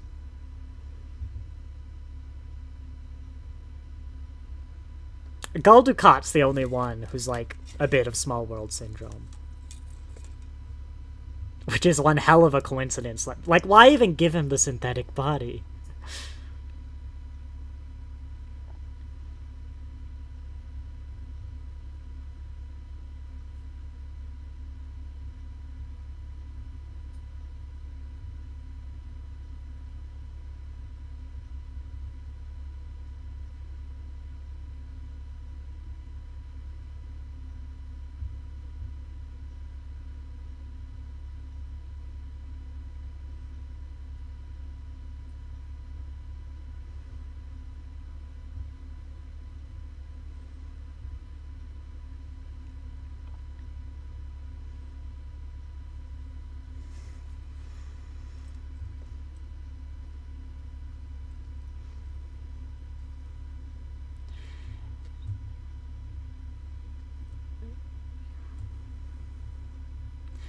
I've said this in my review before, but...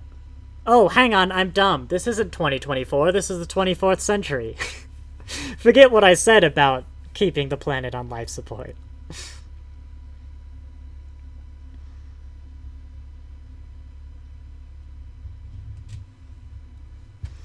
But I've never really gotten, and I said this in my review,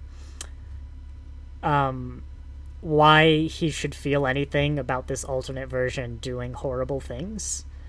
I mean, it could depend on your philosophy, you know, your views on the self, you know, all that stuff. But to me, it's like, this is just fundamentally a different person with, like, yeah, I said in my review, if I was born in a different time or place or setting, then, like, yeah, I would definitely have a different moral values. If I was born in, like, the middle of Soviet Russia or, like, Hitler's Europe, yeah, I would probably have vastly different moral convictions.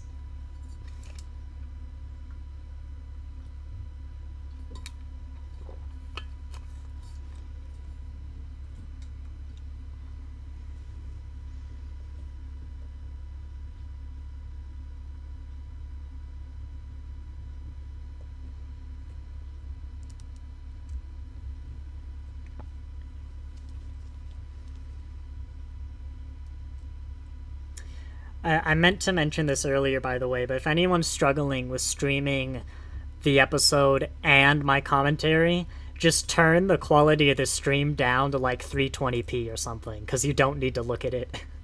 You just need to hear it.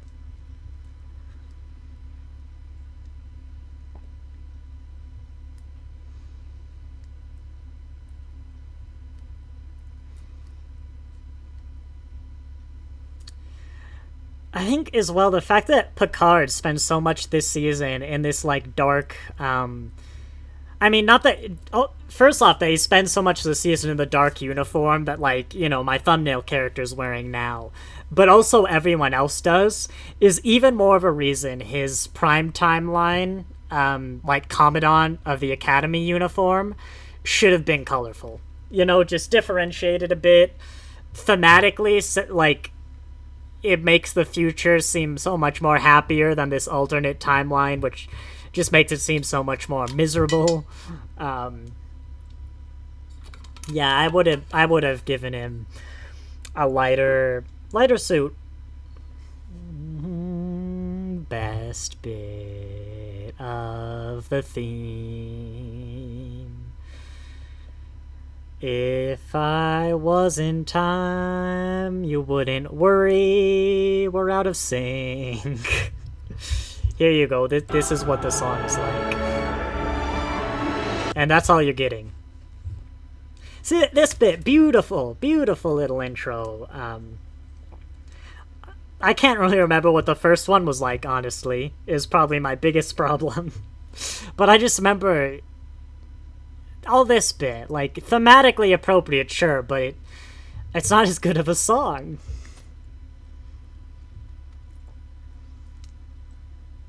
And then the mandatory little do in a bit. There we go. Do.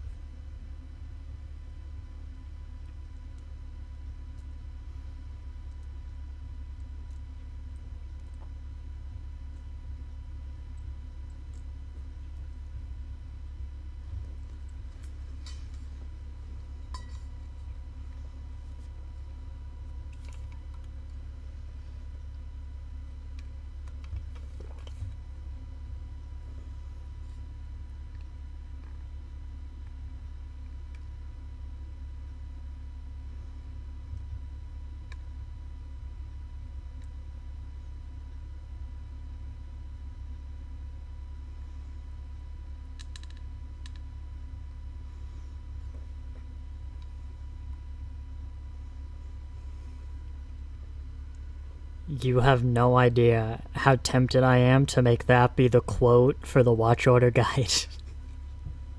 But no, it's... No, I just can't. God, it would be funny though.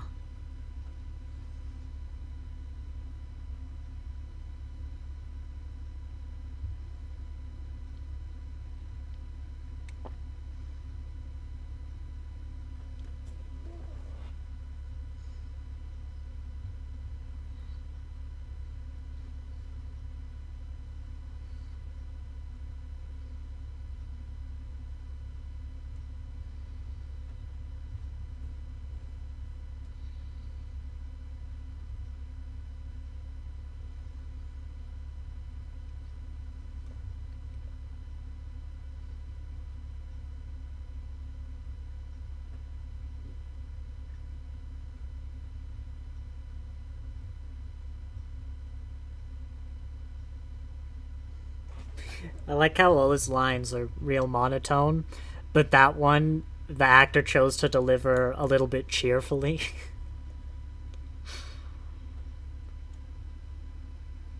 I mean, as an actor, it's probably hard to deliver lines like that emotionally. You probably overcompensate into, like, a bit of cheer.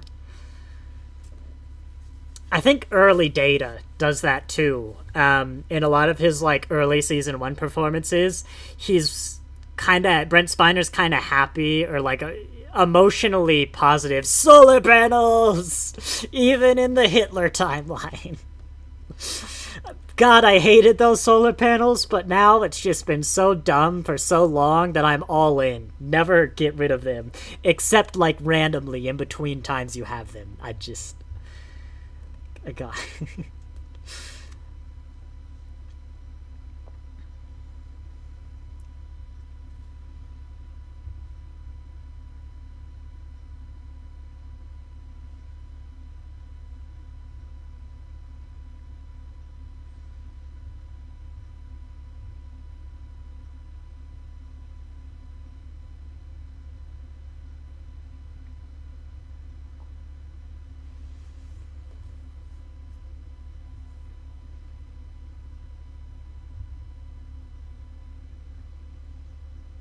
It's kind of odd that, like, you know, everyone still exists in this timeline. It always is in the alternate timeline stuff.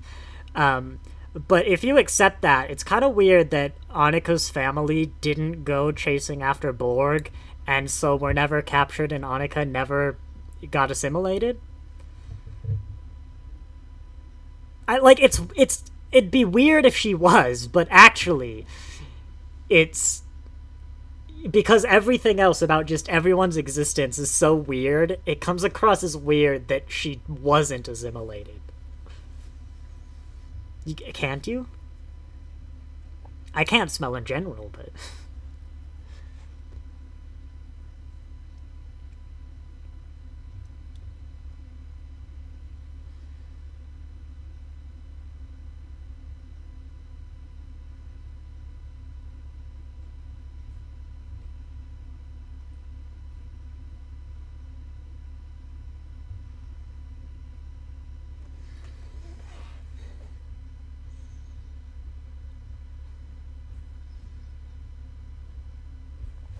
If these are the same robots that, like, on Utopia Planitia were helping to build starships, why does Picard have slaves?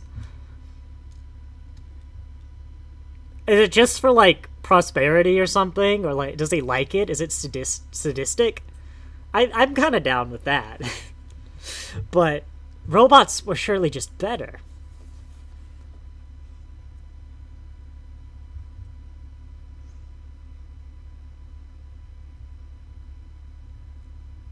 I like that suit, though. Seven's suit.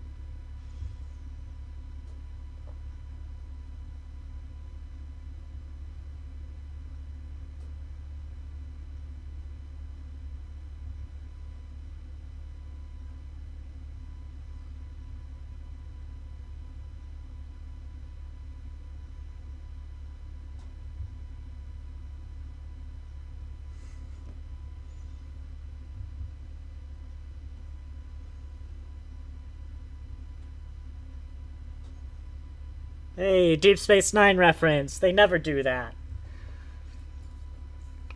Wait, General...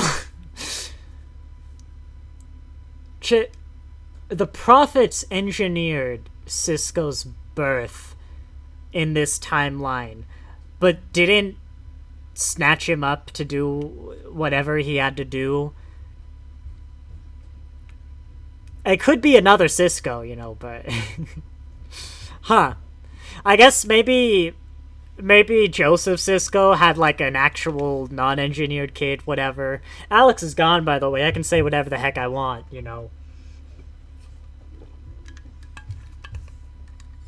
Discovery-era Vulcan ships. That is interesting. I guess you could say they're Enterprise-era, just, like, they're just really old in Discovery.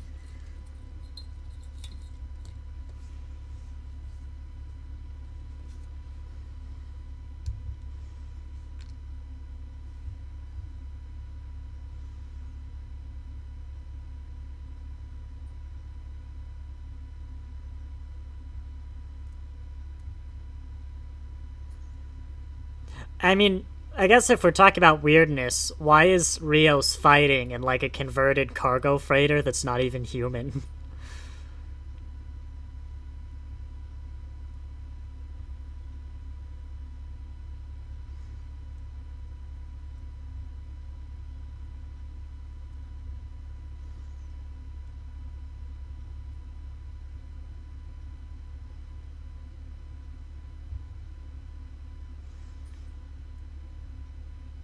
Wait, they actually are fighting Vulcan. Like, what's Vulcan? 16 light years from Earth?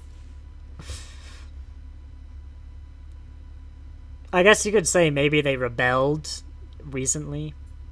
Also, it's awfully considerate of Q to drop Rios in chronologically after 7, given that 7 spent, a lot of time between waking up and sending this call.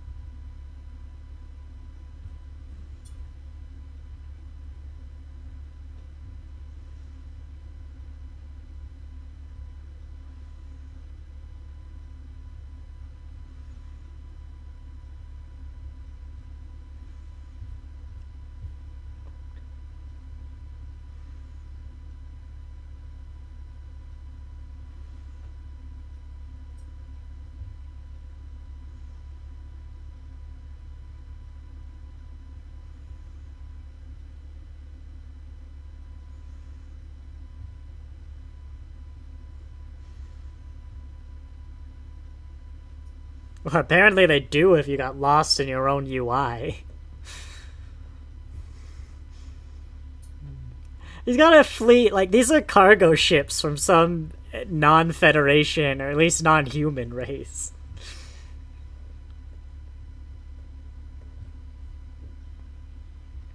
Oh, well. Good morning, Okinawa!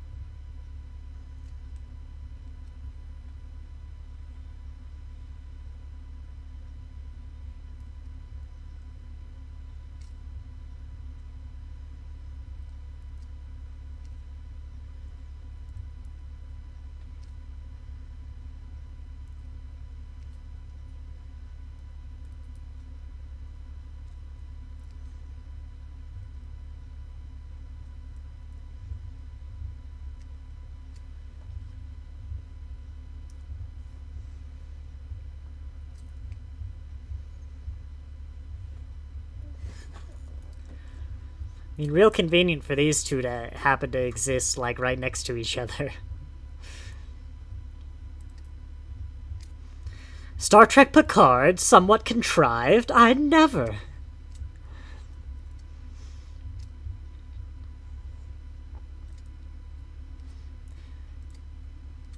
You could say it's Q magic. But like, it, everyone else is kind of where they should be in this universe.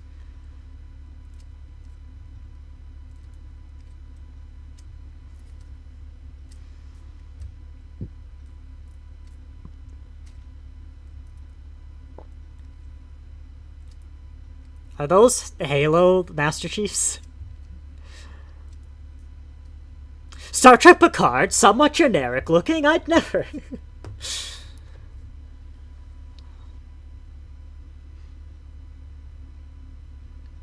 I do kind of like those black uniforms, though.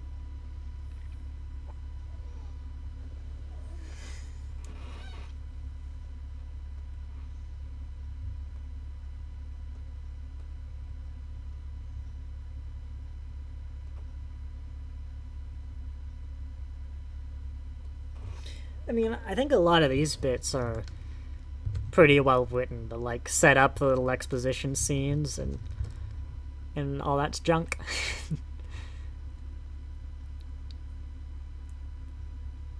make Seven and Rios realize that they're both from the Prime timeline.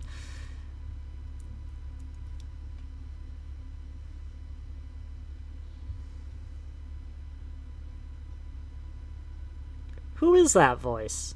I know that voice.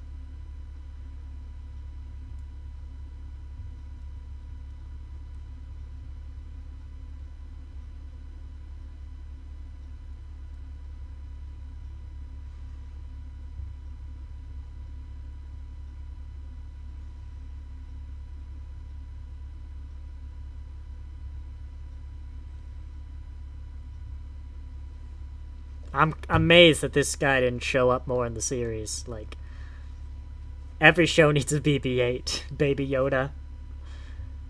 God, Star Wars is king of those, like, little merchandise monsters.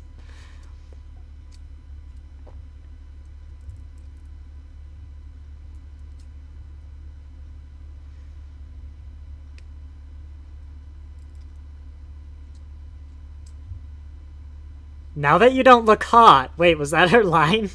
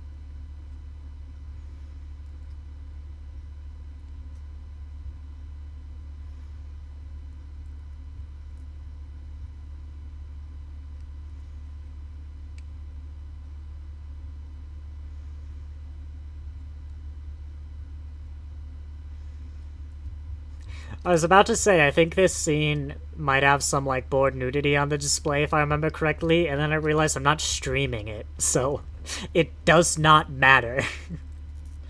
But I think I remember spotting that in my scene-by-scene.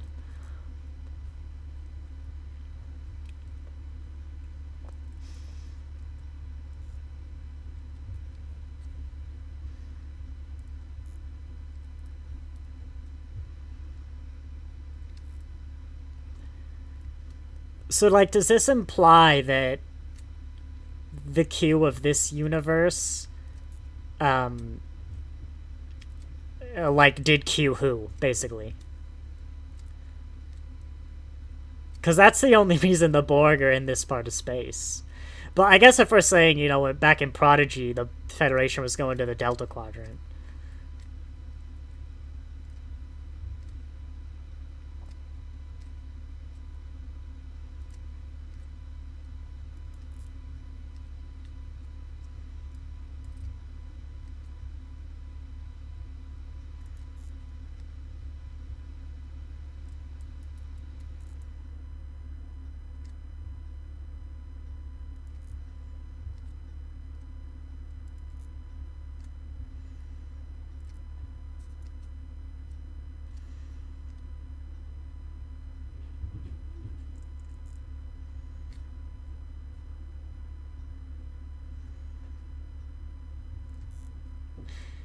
I am burning the quadrants of different distant quadrants. Well, if there's ever a line straight from the Borg Queen herself that showed a misunderstanding of the Borg.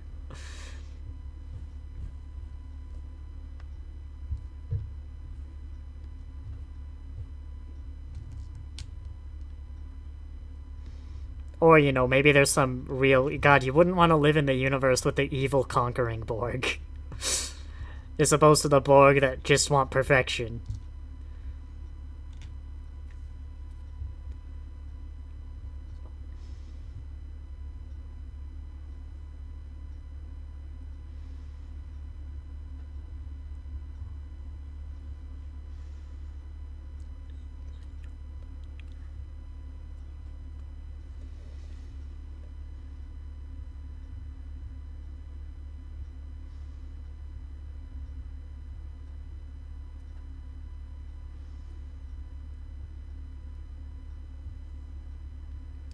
I feel like we've kind of slowed down in stuff to stay in this one. It's like, yep, this is happening.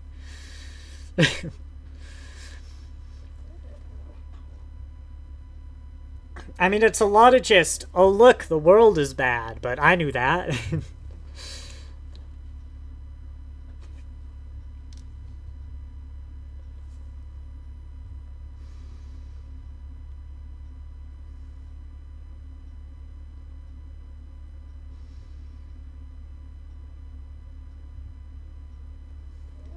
I mean, at least they still have cute people in Dystopia.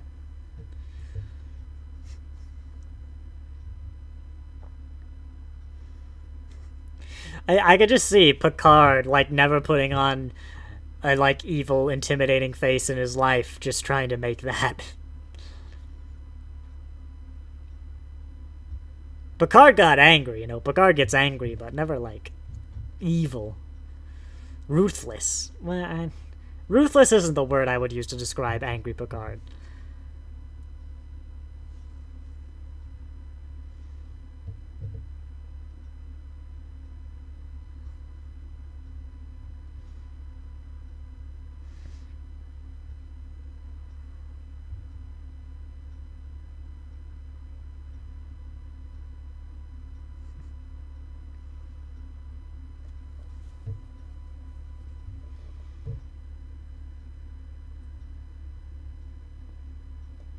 I mean, it's hard to get, like, a more intimidating title than that.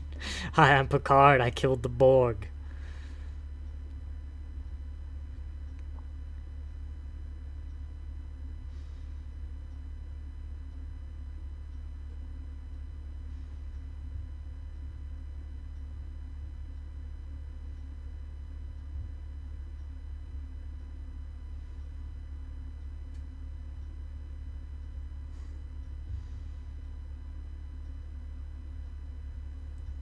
I would have loved it if he's like, Annika, you're incredibly, like, sincere and soft when you're not at work.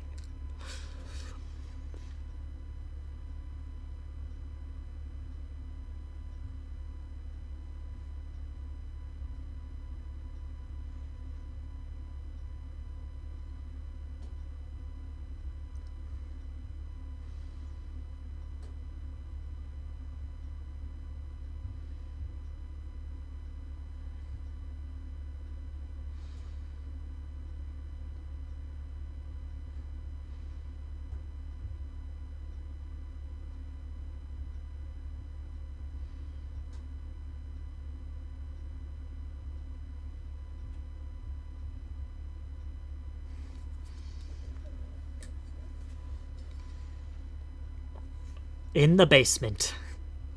With the butter knife.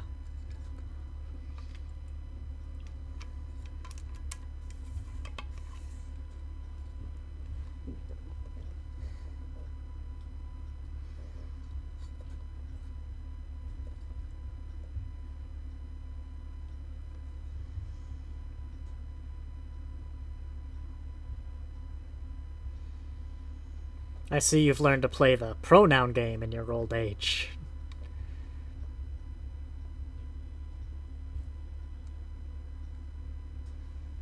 Wait, does Raffi not know who Q is? Like, she's supposed to be one of his, like, best friends.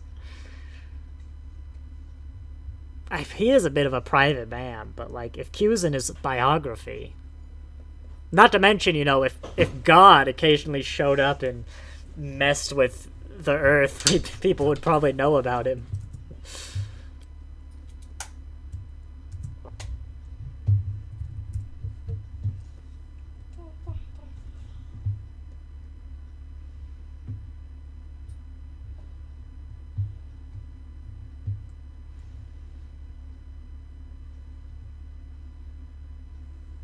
Elnor's makeup.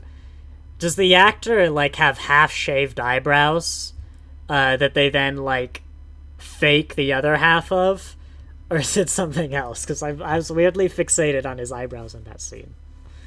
Hey, see, there's the monitor I was talking about. A water monitor?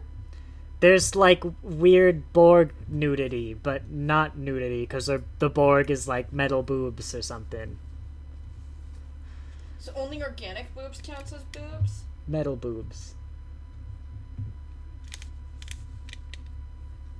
Titanium! Yes, that's what Borg boobs are made out of, titanium. I'm very happy with that pun.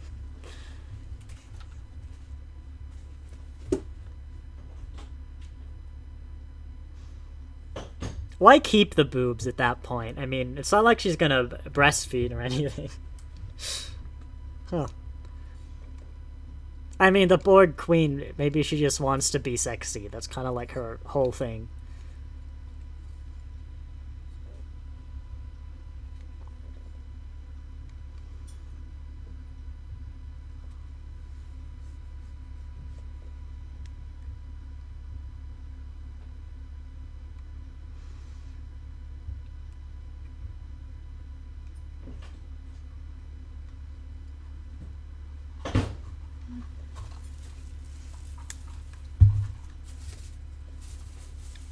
It'd be weird if she said, like, Teller Prime.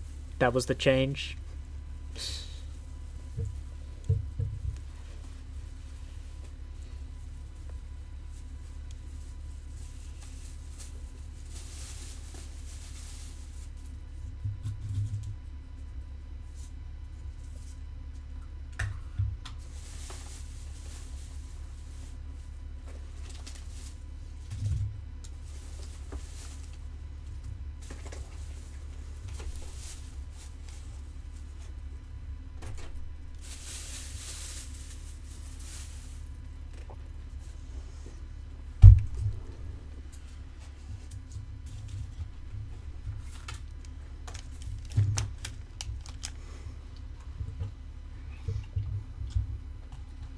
I mean, it's like how it's... I guess this is just, right now, the explanation of why they never do it, but it is kind of weird that they acknowledge that, like, yeah, that time travel just exists. And we just never use it. It's like, you'd need a yada yada yada, but they had Spock. It's like, are you telling me that, you know, even if no other Vulcan could do it, that you can't build, like, a computer? Remember when Spock did the time travel by, like, slingshotting around the sun? He just, like, kind of guessed the right masses and stuff, and then he brought the whales home. You're telling me that no one else can do it? I mean, look, like, the Borg Queen could do it.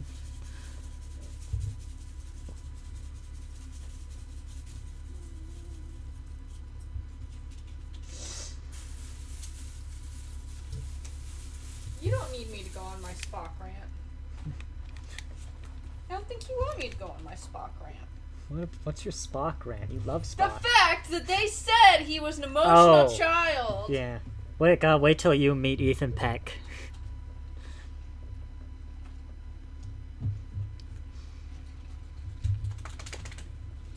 Wait, didn't you say they said he wasn't an emotional child? No, they said he was.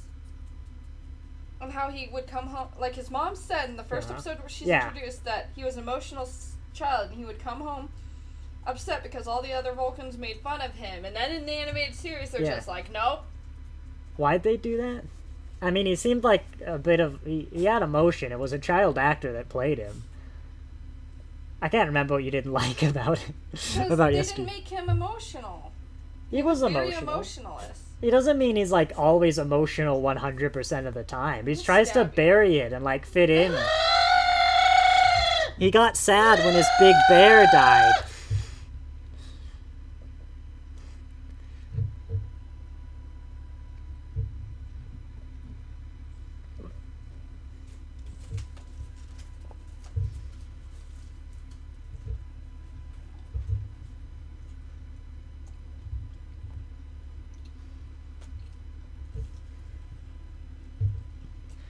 If communications are being blocked, I really hope they don't have, like, colonies and stuff. They want to broadcast Eradication Day to... Is that a Wookiee? That is Alex, Ukrainian Scrimshaw. I thought you left, honestly, like half an hour ago. I'm glad to see you're still here, though, enjoying it. But that's the noise Alex makes when they want to win an argument. I've still got the podcast episode recorded where it's supposed to be like the Yelmore noise that Alex made from the new Voltron, but it's still sitting. One day, I'm sure we'll release those artistic and autistic episodes. Is like some sort of big special or whatever. I think one of them's even edited. For the Orville, we did Orville reviews, and I think one of those is edited. Playing some PvP and listening some. Are you listening to me, listening to Picard, and playing some PvP? Yeah, player versus player. Or have you just abandoned Picard and are just listening to me? I'm kind of curious. Also, you're here, but YouTube has told me that 0 people have been watching for the past, like, half hour, because it's not very good. Maybe you're not clicked on YouTube and it thinks you're not watching. I don't know.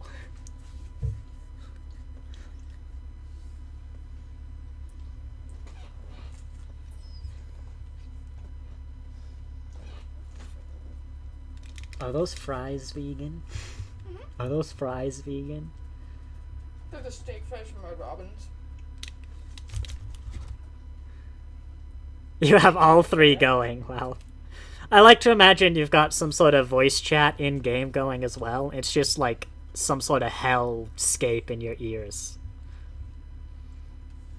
And one year he has Picard in you, and then the other year he has his PvP. Yeah.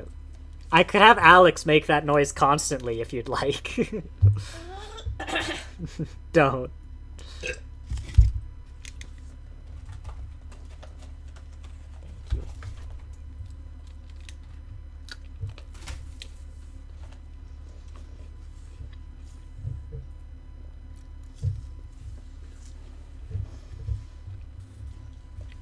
Right. The queen is just a torso and head. Is it beheading the queen, or is it betorsoing her? Are you talking about the flesh lady from Doctor Who? No. You can't behead her, though. She doesn't have a head. She has a face. Not a head, though. I can take your face off, and, like, you still have a head. Face Off is an old competition about special effects. It's also a new competition. It's not that old. That old is like what you say about William Hartnell's Doctor Who. It's ongoing. It's like calling it Doctor Who. Hey, Brent Spiner. Wonder if he's gonna be important later. Could you imagine if, like, Brent Spiner died or something, and all he had recorded was that line, and so somehow, like, it made it in, and that was his whole role in Picard was just, like, that random statue that never went anywhere.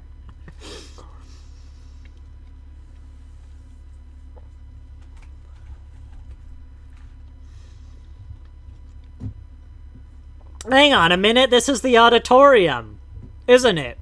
Just with curtains up, and they slightly...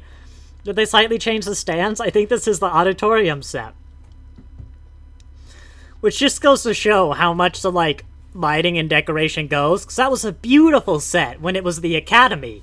And now, it's like a bland, totalitarian nightmare set, which is what they were going for, but...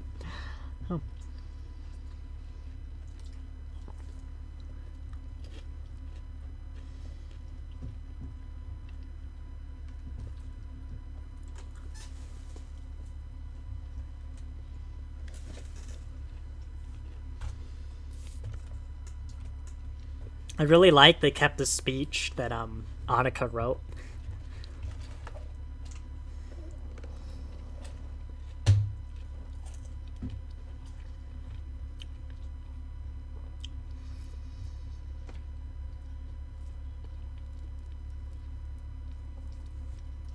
I love how that chant is clearly one guy, like, very clearly, and everyone else kind of fades away.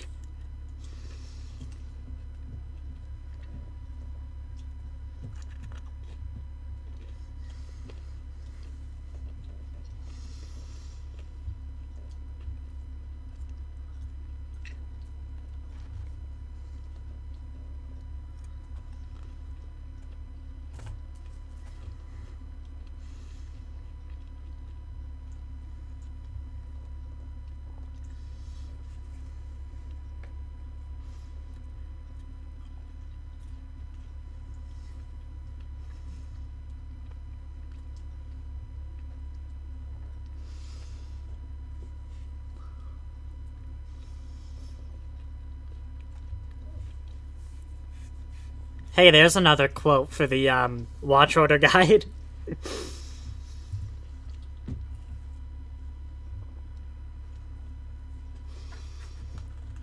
I'm very proud of myself of how I talked about some of the Star Treks that I personally really hate in that watch order guide, I must say.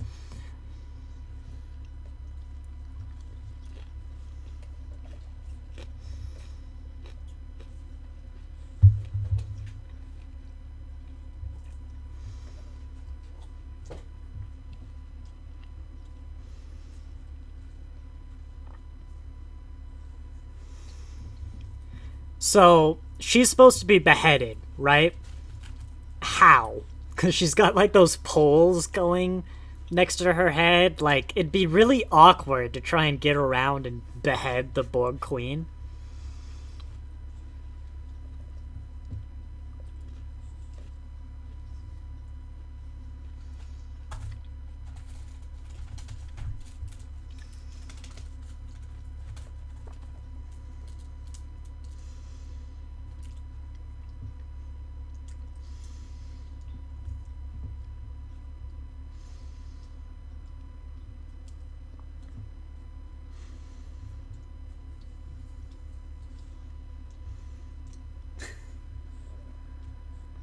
Wait, Elnor's not gonna, like, kick their butts? I thought that's totally where this scene was going, wasn't it?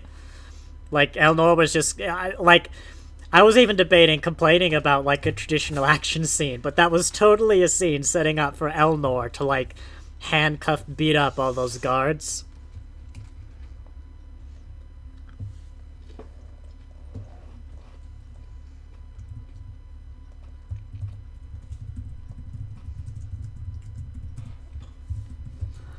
Ukrainian scrimshot. Yeah, plus presumably her bones are coated with titanium or something even harder / more advanced.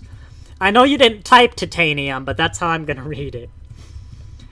Well, no, her bones are organic, other than her spine. Because in First Contact, you know, that stuff that dissolves organic matter, it got rid of her torso.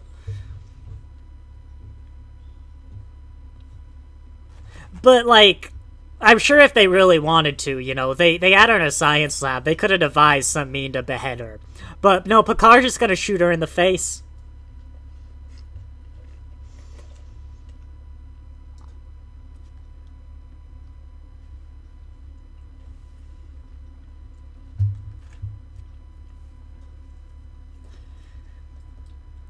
God, I forgot about this whole plot line. Like, so Girardi is lonely because she has trouble connecting with other people, like opening herself up. Not that they don't like her, that she herself has trouble opening up. And add that to the whole, like, cult indoctrination, giving up everything you are to be some sort of part of a collective. God, this season is just bad. And I don't mean that in quality, although I don't think it's great. I mean, like, morally, it's a bad season. I've said Discovery's second season is the worst season of television I've ever seen. But it's not bad. Like, you know, it's just not... It's not a well-made show. This is bad. I do like him kind of egging them on, though. Like, come on. You can have the remaining fries. No, they don't have to know I'm eating fries. I'm sure if they could hear it, they would have said something. You just look over to see if there's any fries left. Yeah, I did. Don't tell them. There's fries left. What does this make me? You know, I'm watching an execution, just sitting back eating fries, you know. So wise.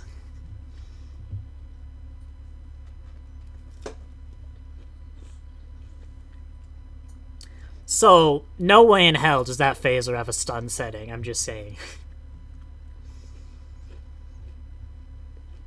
I just realized something about the last episode. We finally had somebody say make sure you set your phaser to kill. Oh, yeah. But he didn't pull out a phaser and set it. He didn't have one. But, you know, he's like, Dr. Crusher, I don't need to set my phaser to kill. It's always on kill and storage, as is Starfleet, you know, regulation. What's the point of a phaser if it's not on mega kill?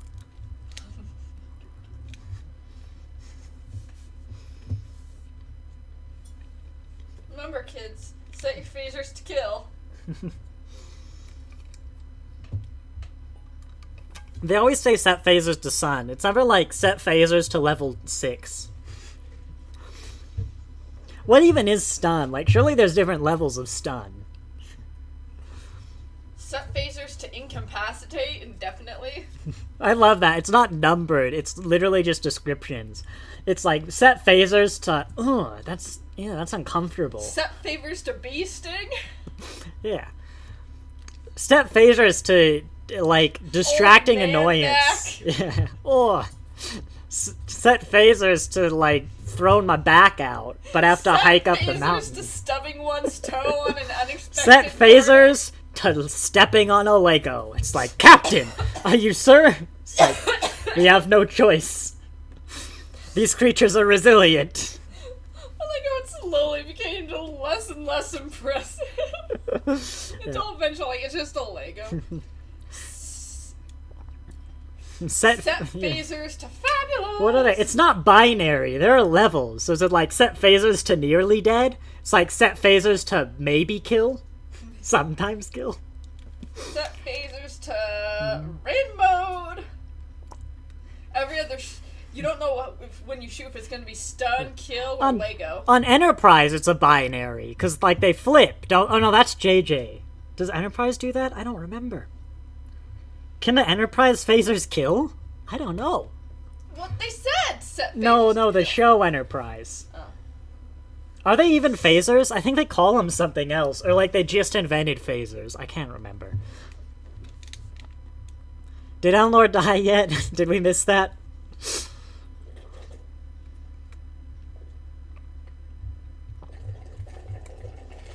Oh, yeah. There you go.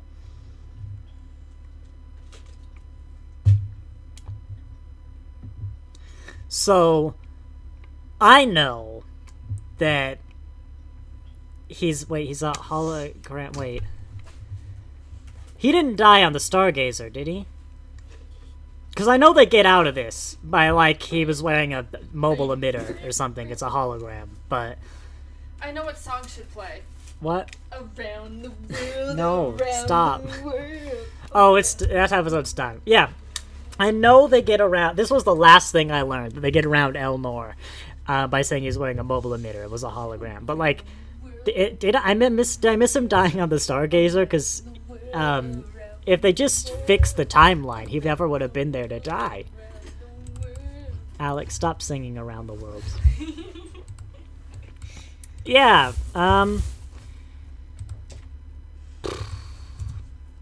it was fine. I remember that early Picard was generally better. Like, it didn't really have those problems. Like, it was a perfectly good episode to set up what the season was gonna be, you know. I always say episode 2 is always kind of dull and boring, because episode 1, you need to, like, you know, it needs to be exciting. You need to want people to stick around. You can kind of, like, introduce the threat, be like, whoa, big moment, you know, come back for episode 2. But then episode 2 is when you actually have to sit the viewer down and, like, explain everything, do all your exposition, get the background, and actually set the rules, like, the stakes, everything. So episode 2s are, like, kind of slow and boring, because, you know, you need to explain all this stuff. But, you know, that was a pretty good episode 2. It's, you know, Nightmare Dystopia land, so the fact that everything's a Nightmare Dystopia isn't really a problem. It could be, like, thematically not something you really, like, want to watch, but it's not exactly breaking Star Trek. I think I'm gonna get things set up for an episode 3. Because I was going to do 3 episodes. We'll do a 3rd episode as well. But I'm also, after I get the images and titles swapped out, I think I'm going to go refill my water bottle So brief intermission. I'd get everything set up now. There we go. We've changed the title thumbnail. But yes, get your episode 3s up and everything. Get prepared. And yeah, any thoughts, Ukrainian Scrimshaw? I don't know what game. If you're playing a PvP game, you probably can't pause. I'm not going to be everyone's mother. Star Trek episode 3.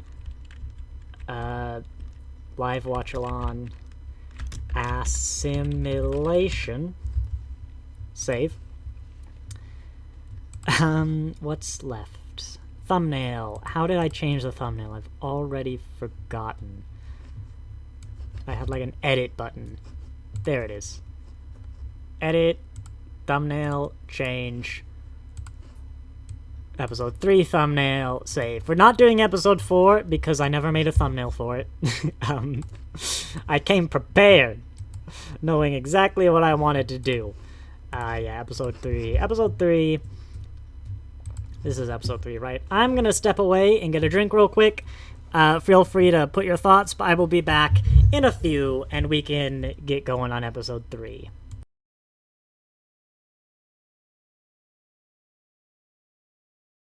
I should get some sort of, like, background music, and I have a bunch of royalty-free music on my computer, but I didn't set that up. I didn't come prepared after all.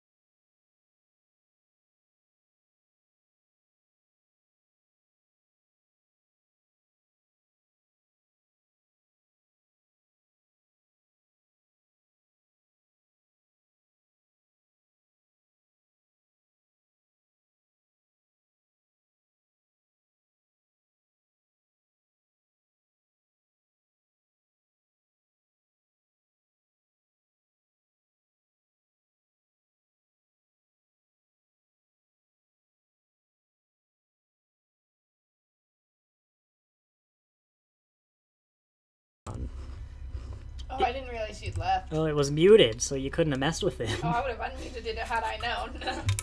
Would you have known how? You would have been afraid you'd, like, break it or something, or, like, Yeah. stream our address somehow. Probably. Yes. I don't know. Ukrainian Scrimshaw, I hope you weren't in the middle of, like, a 30-minute match or something to tab out and start in episode 3.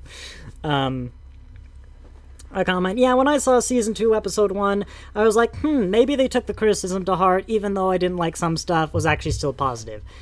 Yeah, I remember it was oddly paced, I was like, it's hard to judge because it was the idyllic village before everything burns down.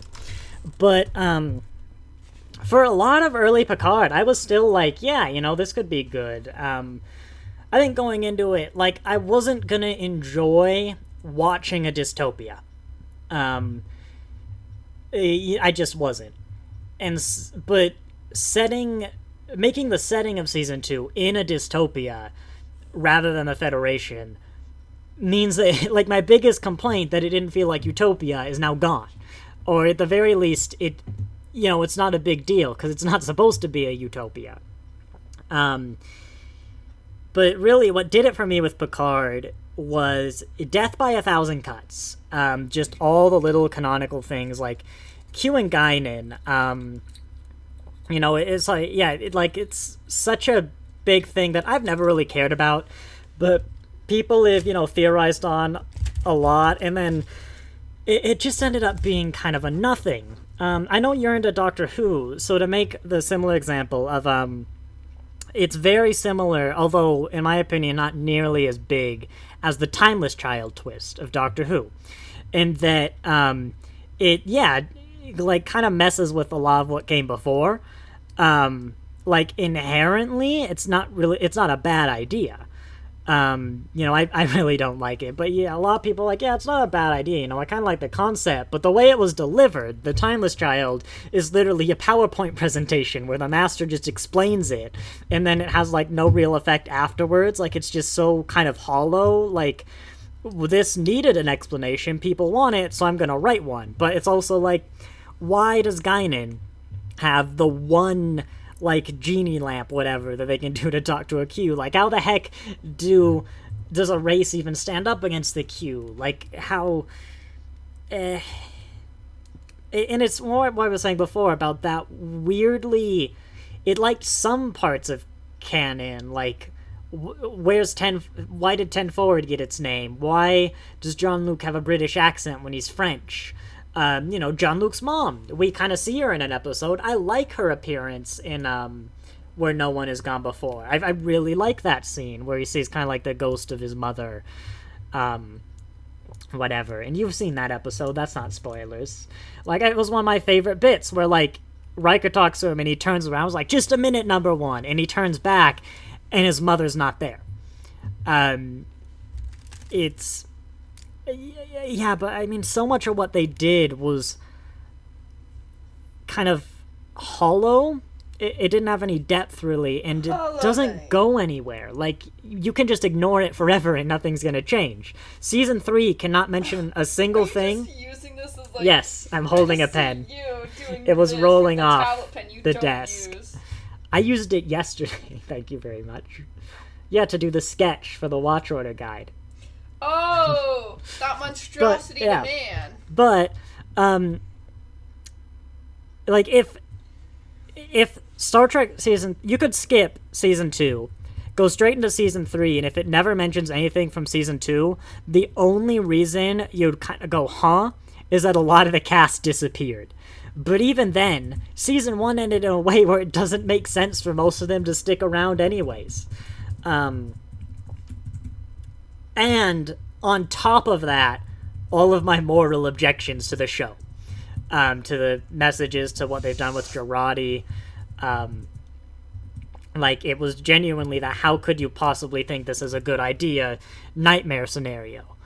Yeah, I know, right? 10 Forward, so yeah, that's the other thing. It's ignoring so much, like, why does 10 Forward have its name? And I mean, come on, who doesn't know why it was Deck 10 Forward section? It's self-explanatory. I will say, I don't believe that the production crew of Picard legitimately did not know that it was Deck 10 Forward section, and that's why they called it 10 Forward.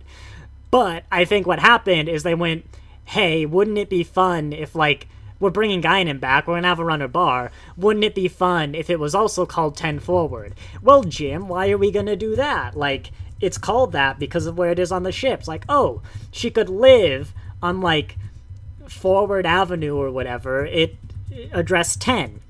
Like, it works. It's not a contradiction. I guess it's kind of shoehorned, which, again, if you want to go back to the Doctor Who analogy, a lot of times when Chris Chibnall would reference classic Doctor Who, you'd have the iconography, like, you got a Fourth Doctor scarf or, like, the Seconds Recorder or something, or you'd even bring back some of the classic Doctors, but not really with substance, kind of just have them there, or the companions, the companion support group is like, yeah, it was nice seeing all the companions, but the Doctor turns their companions into, like, champions for good who, like, go on with renewed vigor, to fight what's right, but now, like, they're in a support group because of, like, the damage of leaving the Doctor is done. And it's like, yeah, it makes sense, you had all of time and space and now you live in, like, London, I'm sure London's a great city, but is that the way you really want to bring them back? Oh yeah, for sure, the choices they decided to make when making this are so questionable for me, considering all the decades of source material. Yeah, I'm surprisingly kind of in the same boat of, like, maybe season 3 could be good, because my biggest problem with season 2 is the moral story they're telling, which they're not going to do in season 3, because, they've done that story. If season 3 doesn't really touch on morality at all, then fine. if it doesn't try and do crazy things with the characters or whatever, or backstories, fine. I've kind of just gutted the story, but in theory, it could be good. It's not going to take in any criticism of Season 2 because it was filmed at the same time. So it can't. Yeah, totally agree with that about lost stuff in the present day. Movie shows just feel so empty with no depth. Just a shell. Yeah, it's really a matter of getting the right people to run it. I think. And I'm definitely not going to say this about all of Star Trek. And even Picard, I quite liked a lot of the first season of Picard. Even the things they did with the universe, the kind of canonically important things. It's not perfect, but I liked a lot of Season 1. I really did. I liked a lot with the Romulans. It's just, if Season 1, you could even have, the synth band and everything, if it felt more like this was the Utopia. This was the Federation, like Deep Space Nine. It was the Utopian Federation, but in, an incredibly tight, difficult spot. I would have been fine with it, I'm sure. Deep Space Nine does a lot of really bad stuff. The home front is it? It's Gene Roddenberry truly would be rolling in his grave at a lot of Deep Space Nine. But Deep Space Nine also gets a lot of leeway from me because it is the best written show I've ever seen. There's a lot of late Deep Space Nine I watch, and I'm like, God, why am I watching this? It's so depressing and dark. And then you get a line like, Yaduka, what kind of people? Just delivered perfectly, the perfect setup, so much. And then Garrick turns around and delivers an equally fantastic line. And I go, oh yeah, it's because it is beyond exceptionally written. And with something like Picard, where they go for this more dystopian and dark feel, which, let's be honest, Deep Space Nine was. Deep Space Nine was not dystopian science fiction, but it had a lot more of that darker dystopian feel in a lot of places. Picard isn't just written nearly that well to kind of be like, well, this is kind of veering from that utopia, but it's such a good story that you gotta accept it anyway. All our favorite Star Treks, Measure of a Man, the Drumhead that you mentioned, that quote from about villains who twirl their mustaches are easier to spot. Actually, sorry, that's not the quote you made.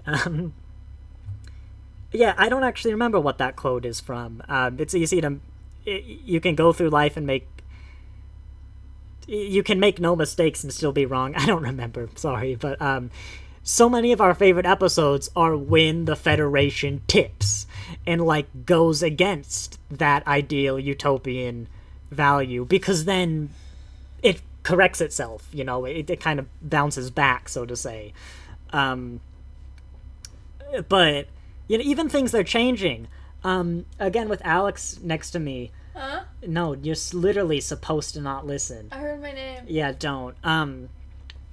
With the big line that I don't even want to say his name. Go away. I'm waiting, Jeff. Yeah, it's nothing for you. I want to say the things that So, what? I mean, I'm fine. What they are gonna do with Worf, what they've alluded to in the trailers, I love that idea.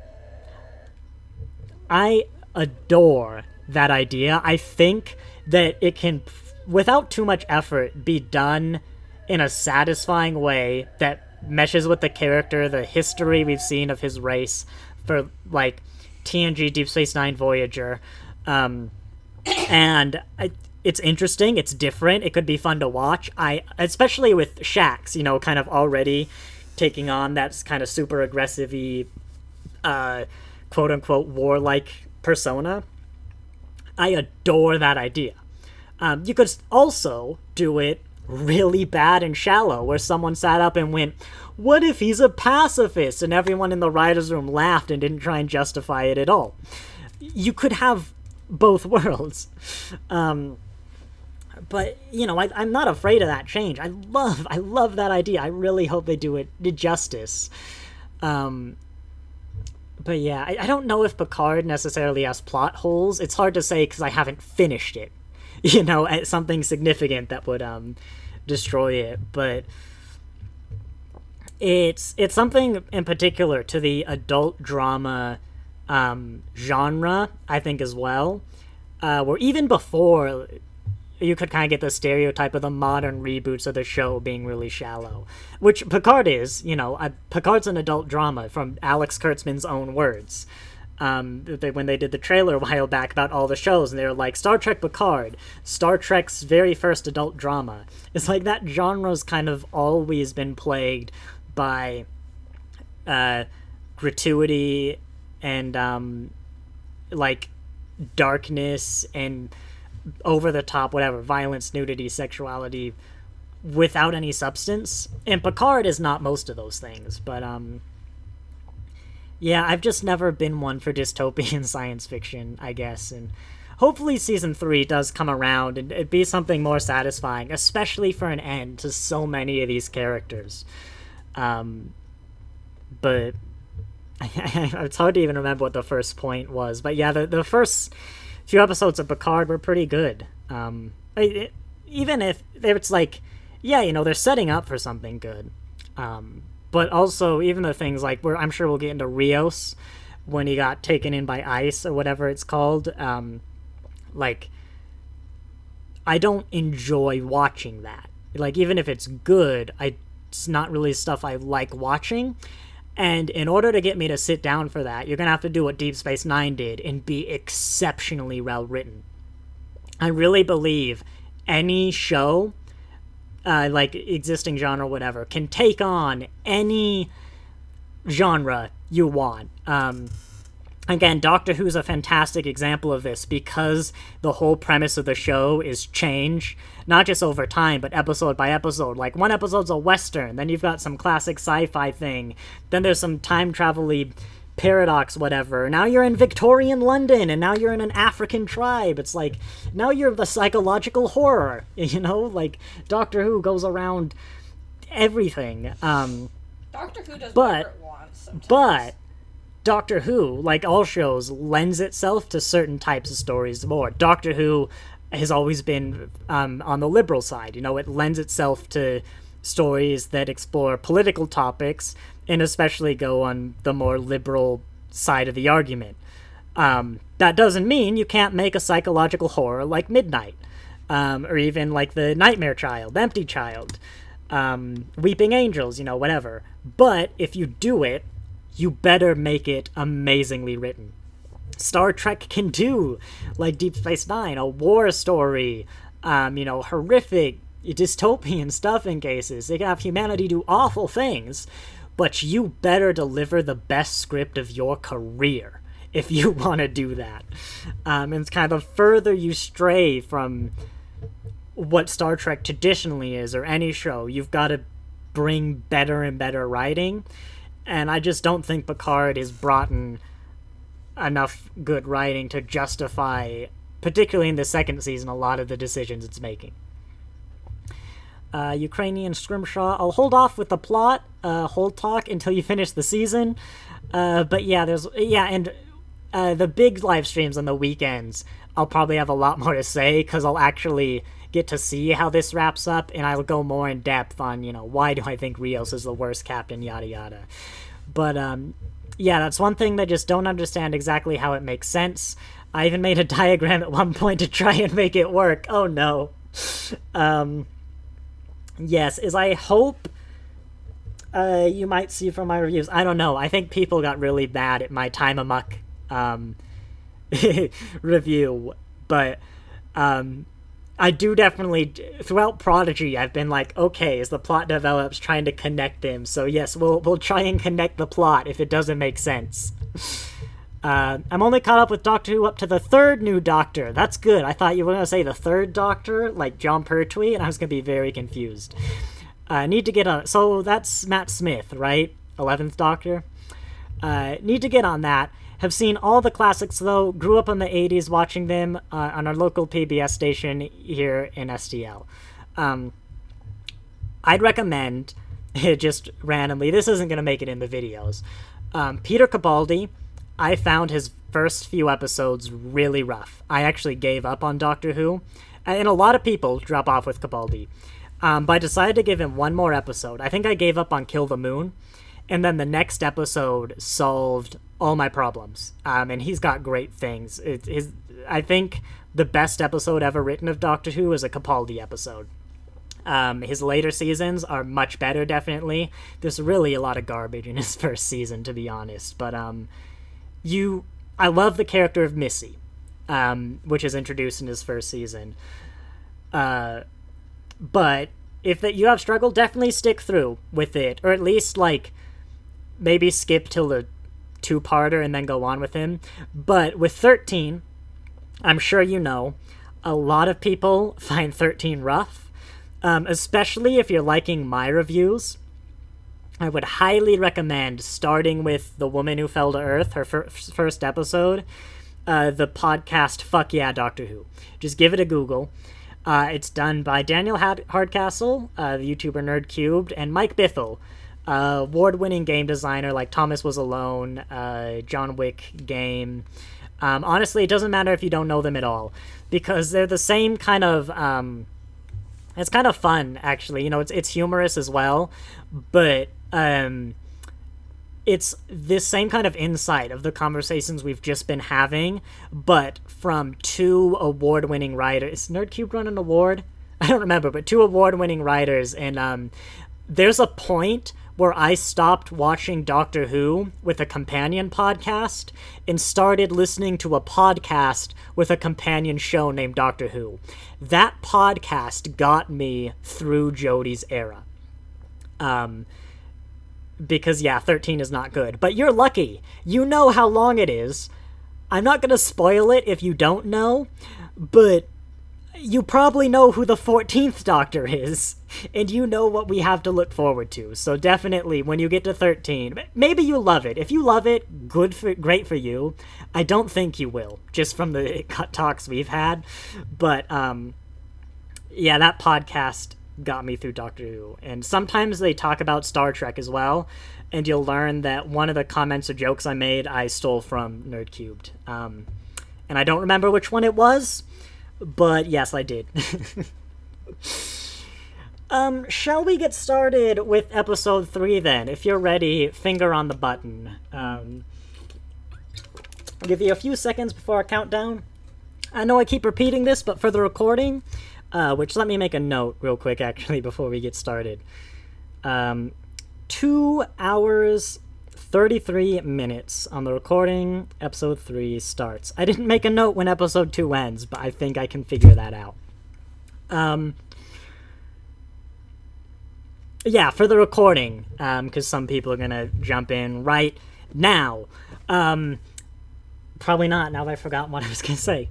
Yes, we're gonna do a 5, 4, 3, 2, 1, go countdown, and we're gonna click the button on go for episode 3. And I'm gonna play the audio for the start a little bit, just, to help people sync up, but then we're gonna mute the audio. So, 5, 4, 3, 2, 1, go. Happy New Year. And I've realized that I probably have counters on my screen that I could be using to actually be in time. Previously on Star Trek Picard. The hell is that? An unknown entity wants to join the Federation. And that's probably enough. There we go. Just me now.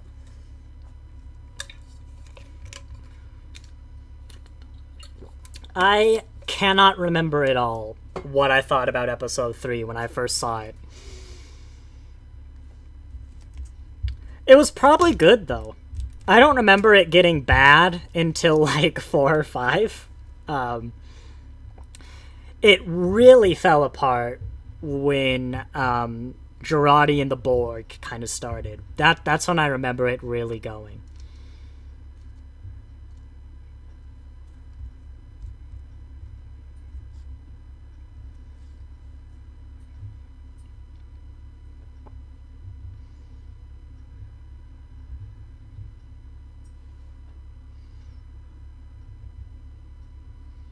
I will say, one thing I never got clear from this, which maybe does get cleared up in 9 or 10,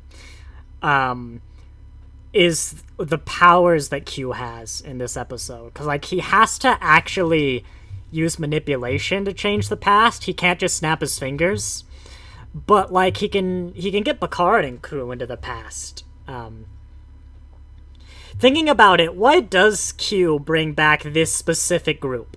The only person he gives a damn about is Picard.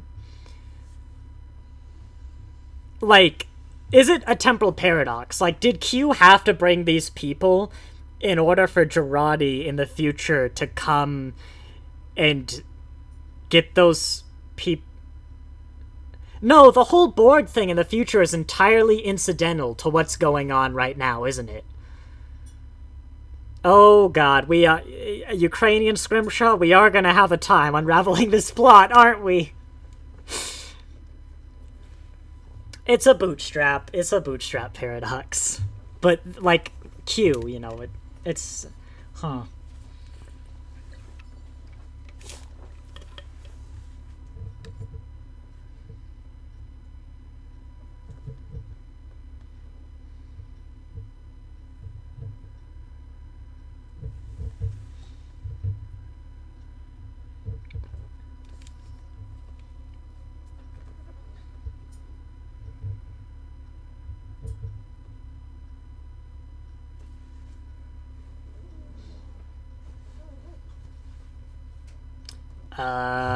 Pumpkin.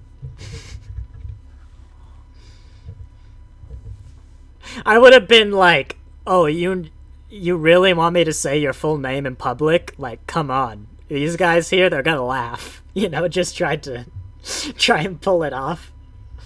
It'd be like, my name is Shredder, you know, with something hardcore, like, awesome.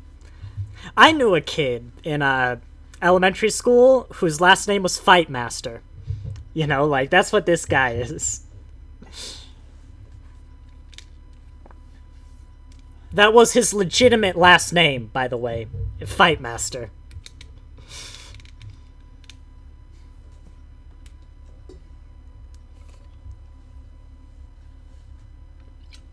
Ukrainian Scrimshaw. Yes, we are. I mean, that is my plot hole confusion point.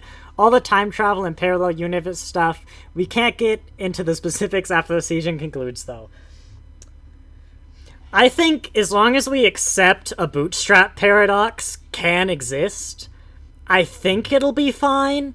But I've seen plots messed up in more astounding ways before. I know you haven't seen it, we've just said, but wait till you get to the latest season of Doctor Who. I've seen plots muddled in exceptionally interesting ways.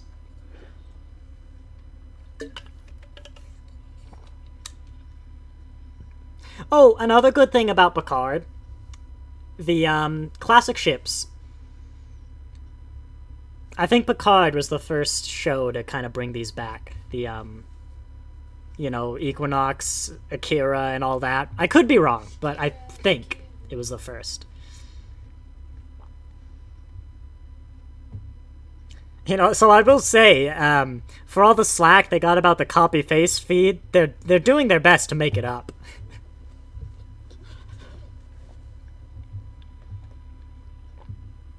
Like, even a steam runner. Who the hell would have gone, like, I know, I want a steam runner class. Like, I would have, but...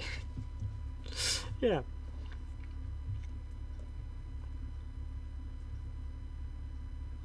Even kind of like the constant swearing, which I know that's not a modern thing.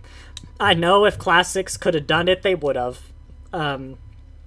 But it doesn't change the fact that, like, it is more in the modern series, because they can. And a lot of the casualness that a lot of the swearing is, it just kind of is one of those pathetically tiny little things on the pile of, it just doesn't feel as utopian, you know.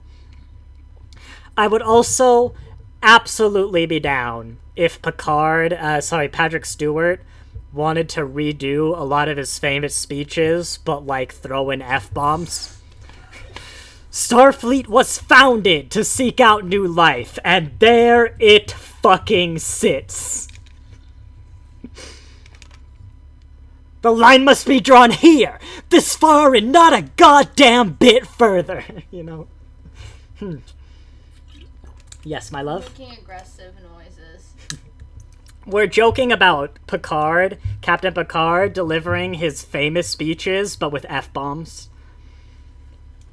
Like, does anyone remember when it went around, like, The Lord of the Rings is PG-13, so is allowed one F-bomb, where would you put it? I loved those threads, like, you shall not fucking pass! Exact. God, what was Star Trek rated back in the day? Like, it referenced sex and stuff. It had to have been high enough to nowadays deserve some F-bombs. I mean, it's a good thing our, like, watches of it aren't, because, like, every other episode I joke Riker's gonna fuck something. Star Trek has got, like, rear nudity, you know? It was gonna have, a topless woman in one of the episodes. You can't tell me that you couldn't put an F-bomb in there. It was, one of the episodes where the Deep Space Nine crew go to Risa.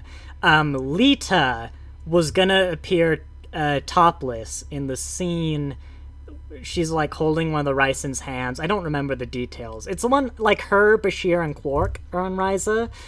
To the point where they filmed that scene in the trailer for that episode, which you can still see on Star Trek's website, has the version where she's topless, but for some reason they, like, changed it last minute in the episode.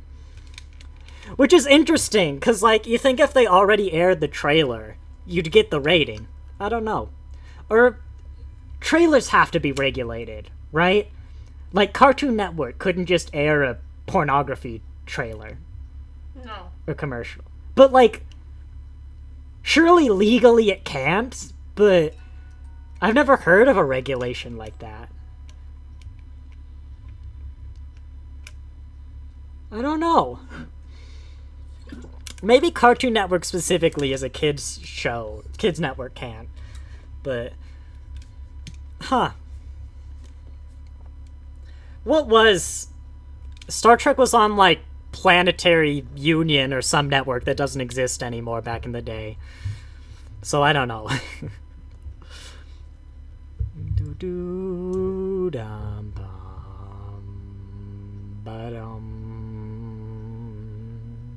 This was the best bit of the song.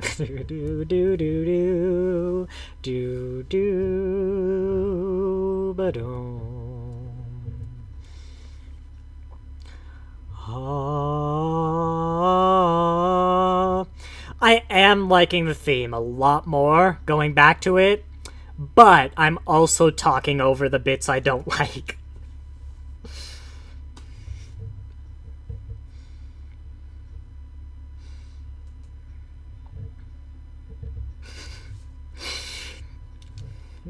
The first duty of every Starfleet officer is to the truth, be it personal truth, historical truth, or scientific truth. And if you can't find it in yourself to tell the truth, then you don't deserve to wear that motherfucking uniform.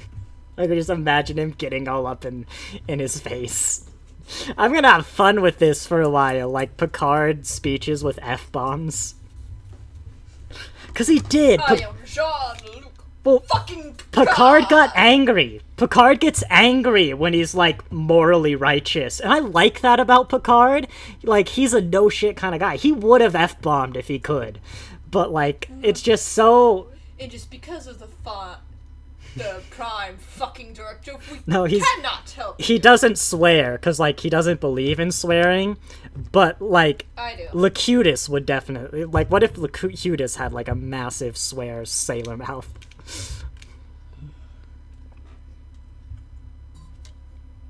What in the fucking world is going on, Data?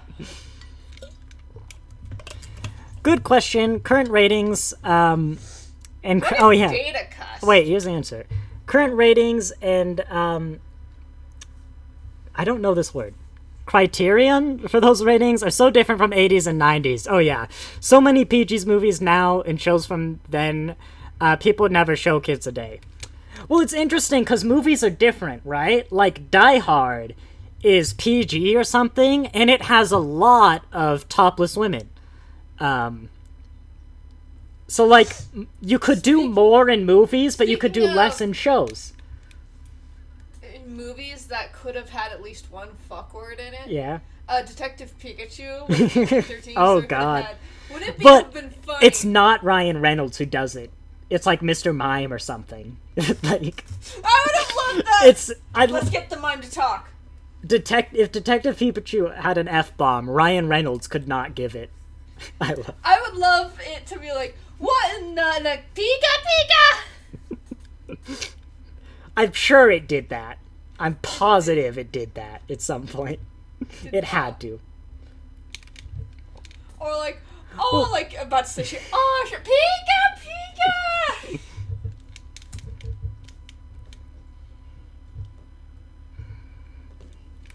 I still like our set phasers to stubbing a toe on a unexpected corner. Bit that was funny.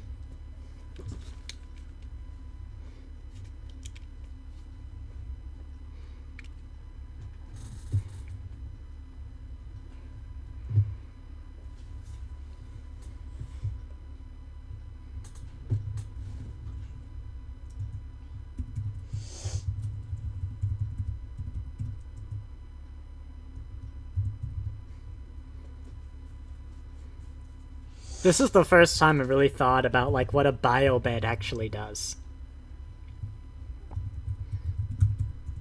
I'm sorry. I wish I could care more, but, like, Elnor's character was weird. In Season 1, you needed him for, God, what's the episode called? Absolute Candor? Where he goes to, like, Elnor's planet.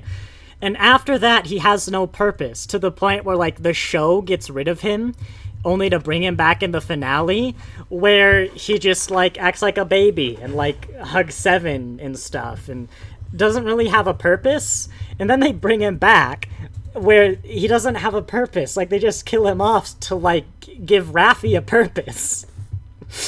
Like, a lot of people like Elnor's character, and, like, I can get it, but how come he's not the modern Mayweather? You know, he's not the modern Travis. Star Trek Next Gen is actually didn't have a network to broadcast. Oh, that's right, it was syndicated, isn't it? They didn't like the offers they got, so they went to a bunch of local networks and got their own deals. So some areas was CBS, some was Fox, etc. I was thinking Enterprise, which had it was made for some, like, planetary network or something. I don't remember.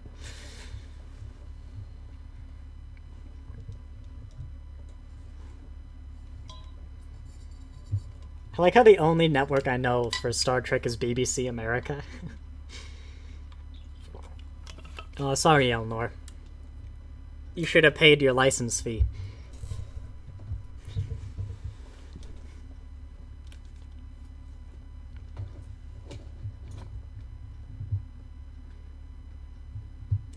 But yeah, he was... Like, Elnor is so redundant as a character that when he was never announced for, like, Season 3, I never really stopped to consider what happened to him. I'm like, oh, I guess he just... Well, the thing is, like, he could have died, they could have brought him back and just not talked about him. Like, I neither really knew nor cared. Like, he really is the modern Travis Mayweather. But I never hear people talk about him, like, wasted or anything. Oh, well, at least his eye wasn't torn out. Give it a few decades, you know? You never know. He looks young. And they'll recast him anyway. And they'll, like, rip out his other eye. And they'll put it right next to, like, Icheb's eye, and they'll slowly assemble, like, some Frankenstein of classic characters. And, like, he'll come back one day.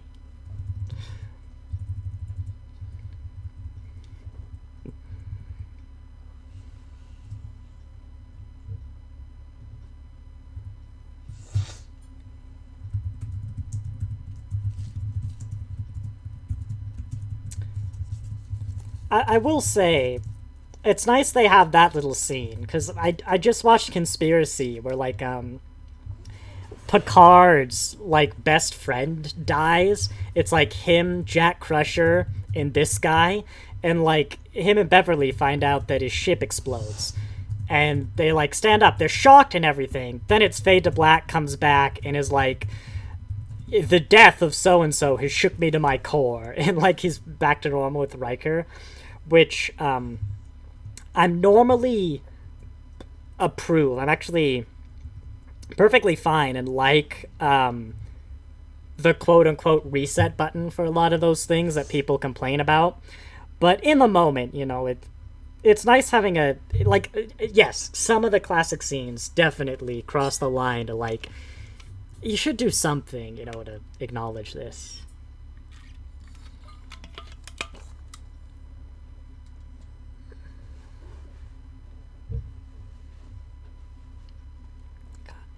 I don't know the actress's name, but whoever plays Raffi really, I think, would thrive in a different part in a different show. Because she does kind of this broken, almost crazy, like, I don't know, she could do a Joker-like role really well, but it's just not a Star Trek character.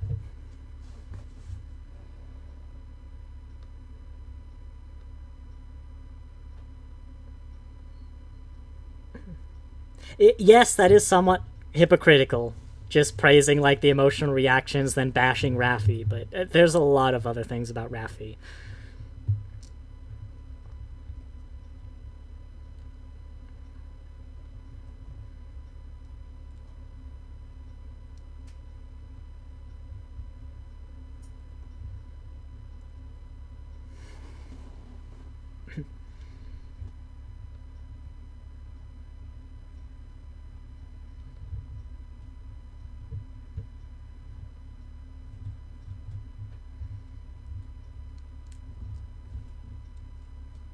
I think it's the unhingedness that's under Raffi.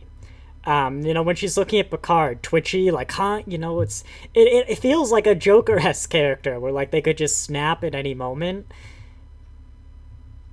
It's, like, really unstable.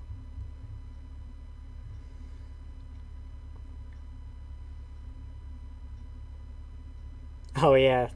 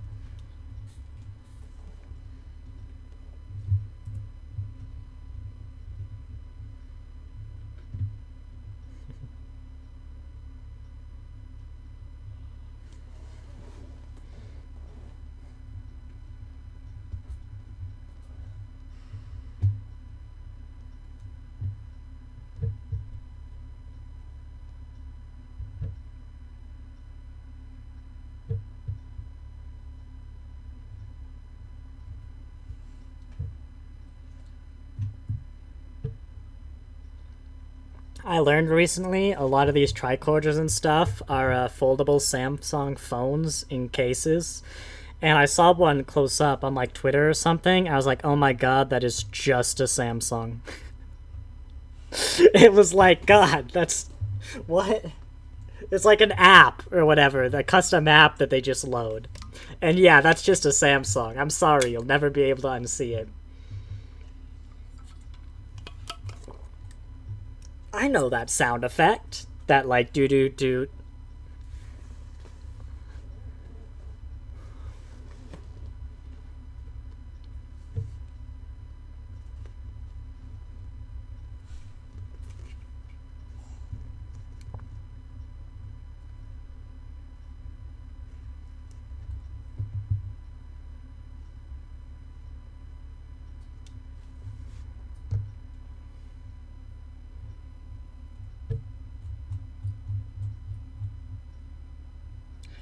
Yeah, I never really liked that euphoricness of the Borg. It's not a contradiction, really, from what I remember of descriptions of being assimilated, but it ties into more the moral... The wider moral thing of the series, you know, the assimilation, what happens to Girardi. But also, I don't know, that's a change I just don't really like.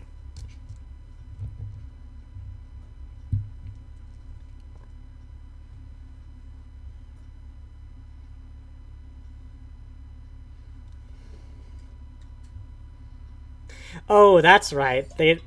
Aren't they about to fly from, like, LA to Paris or something?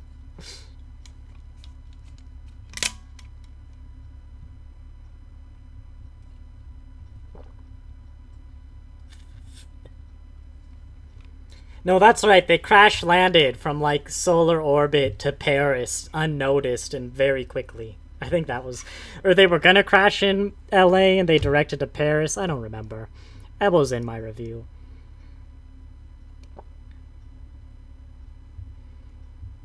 Actually, that's kind of strange, isn't it? That, like, 7 just happens to have a lot of clothing that'd be appropriate. Well, I guess not 7. It's alternate reality Rios, but... How many centuries is this? 200, 300? Oh, it's their uniforms. Well, yeah. I guess... I guess. Why not? I'm nitpicking. I can recognize when I'm nitpicking. Here's a question that I don't remember. This is maybe one of the most interesting plots, like an unassimilated Annika, especially with what Picard did with her. Did that go anywhere? Like, do they really do anything with that?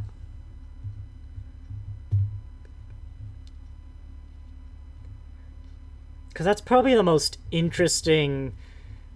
Well, no, like Q, some of the others, but that's probably one of the most interesting things they could have done with this season, and I don't think they really did.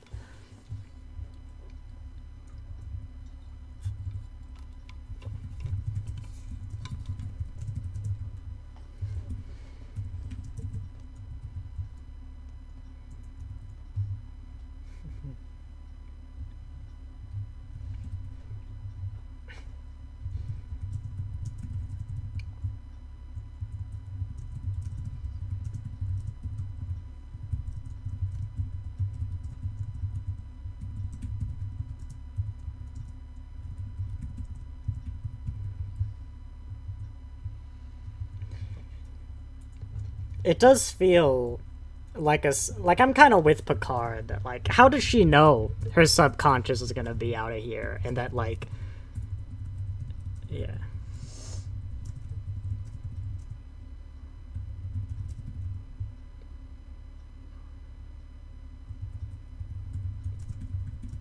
Enterprise away uniforms are my fave. I vaguely recall them. I'm gonna give them a Google real quick.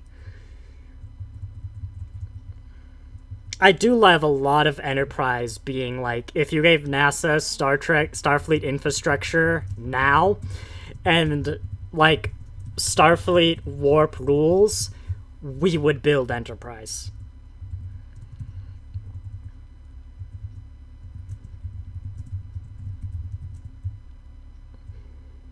I don't know if it's my favorite Enterprise, but for what it is, it probably is my favorite Enterprise. Yeah, the jacket. I mean, it's not my favorite, but in a this is what we would do now with the infrastructure and the technology, I love it. Which is a lot of what Enterprise is, you know. I adore those looks for what they are. And a lot of those looks I just adore in general, but yeah.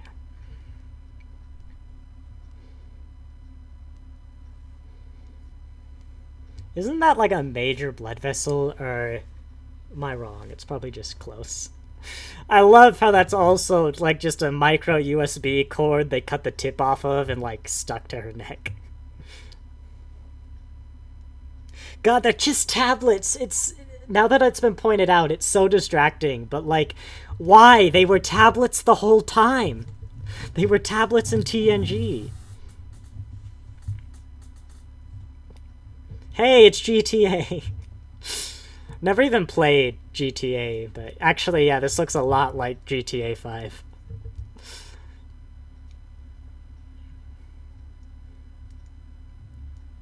Yes, I know GTA 5 is set in fake LA, but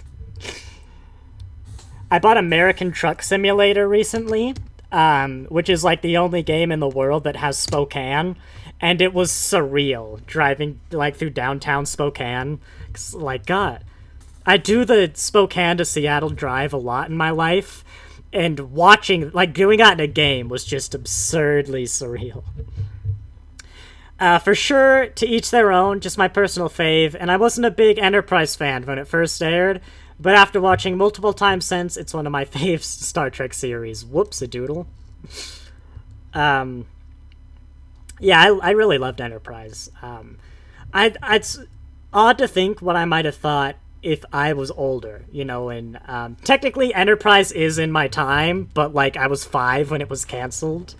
And, like, I wonder what I would have thought, really, if I watched it contemporarily, like.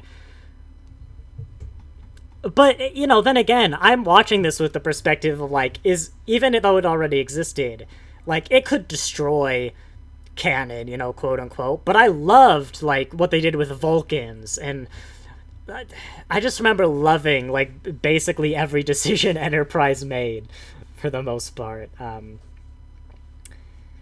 But yeah, it definitely took a while for people to come around. It's like, to me, that EVA, like, it's just a jacket, but for what it is, I kind of like that it's just a jacket, you know. And yeah, you played GTA. The last GTA you played was San Andreas. I actually own GTA 5. I got it for free off Epic Games, but I've just never played it.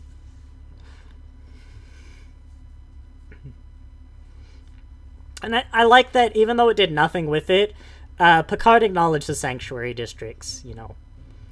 It's weird that they set it so close to the Bell riots, but I like that, and did nothing with it. But I like, you know, they acknowledge Deep Space Nine. No one does that. Hey look, Europa mission. To boldly go, okay, that's the poster that says Europa mission, to boldly go, a little on the nose.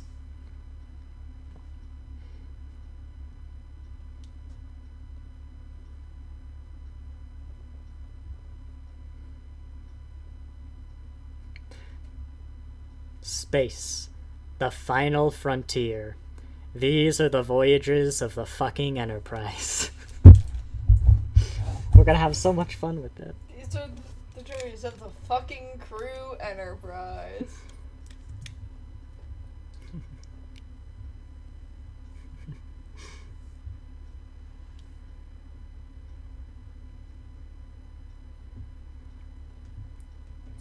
I mean, something I didn't clock before is, like, these performances are really good. Like, you know, that's a good performance.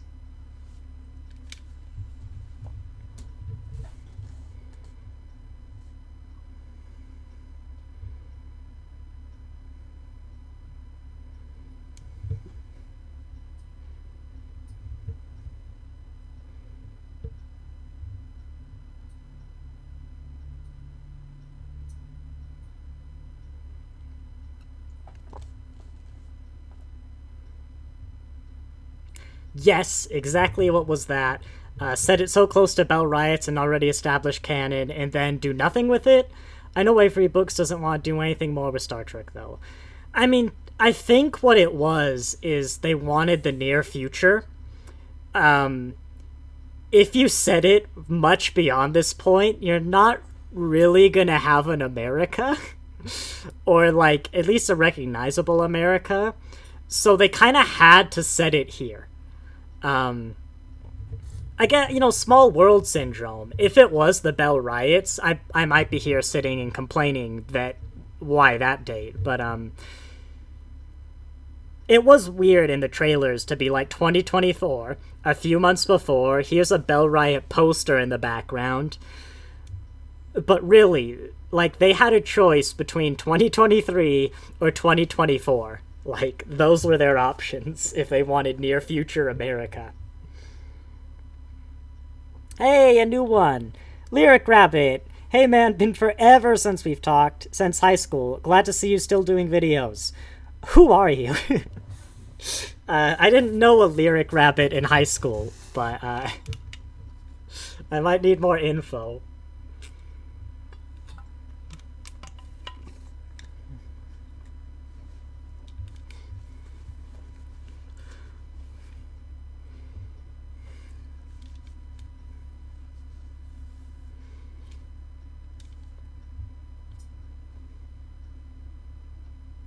Michael! I am bad with names, I am sorry. I get you might not want to, like, dox yourself. I might have to pull out a yearbook. High school, Michael. Could I get an initial? You can hear my voice and see a picture of me. And no YouTube.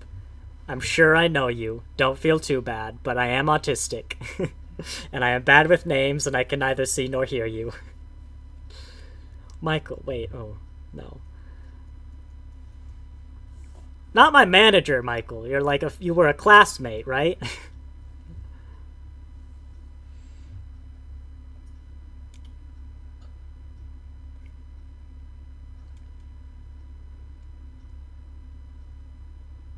Last initial was D. I think I'm gonna have to dig out my yearbook after this. I'm sorry, I am very, very bad with names. But it's nice to see you. Fucking Kevin.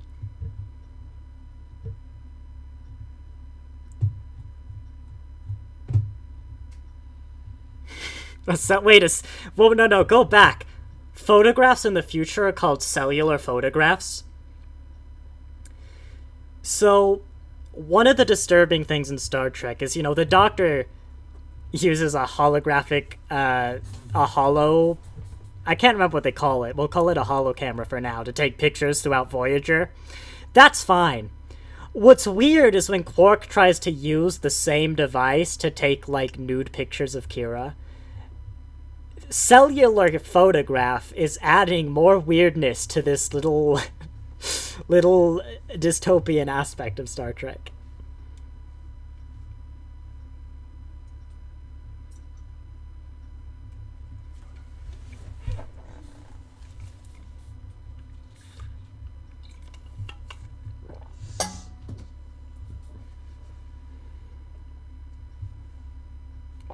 So, as we watch through Picard, I want people to remember where Captain Rios left his crew. Like, in the middle of an not his crew, sorry, his fleet that included his crew. In an incredibly dangerous position, you know, middle of a red alert, high battle, high stakes situation. I just want us to bear in mind the position that Rios is about to abandon.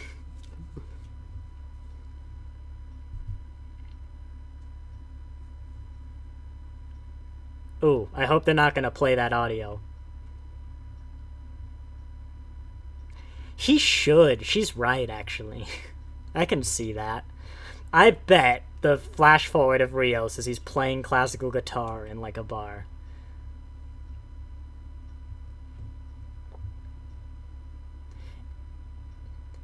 Is it racist if it's a Spanish guitar in my head, though? But also, I think he totally gives off those vibes. You know, this is the captain who smokes on the bridge. I don't know why it's all connected. He should be in, like, a tequila ad or something, I guess, is the thing. That, like, is playing classical guitar.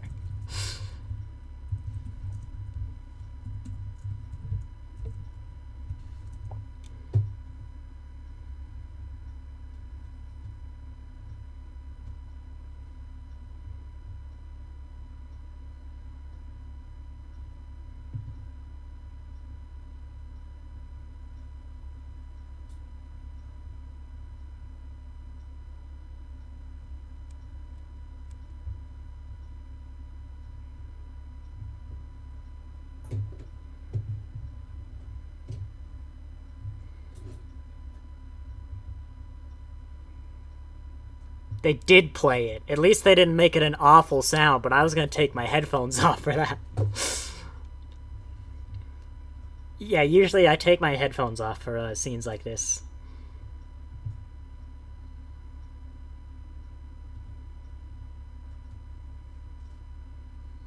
I mean, she said weird clothes. They didn't have clothes that worked for the 21st century, I guess.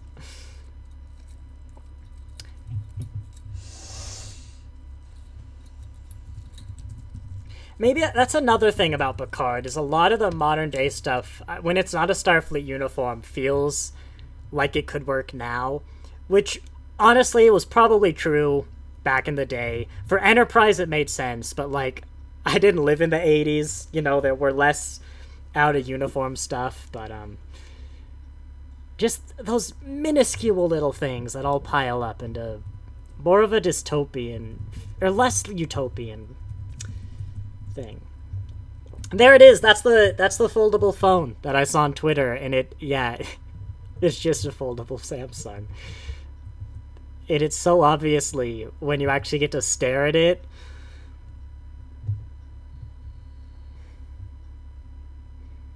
like, look at it, that's just a Samsung. But like, of course, it was always a little tablet phone, but like, now that it actually is, it's weird. Look at that. I could probably buy that case. My phone doesn't flip, but, you know.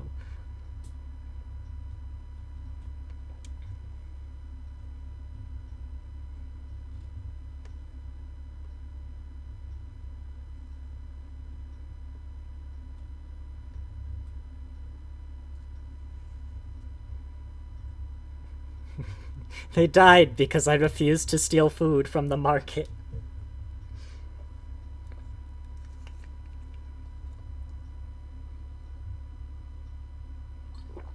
He's got you there, Rios. I think this kid's gonna grow up to write Picard. No, that's harsh. That's a personal attack, and that is unjustified.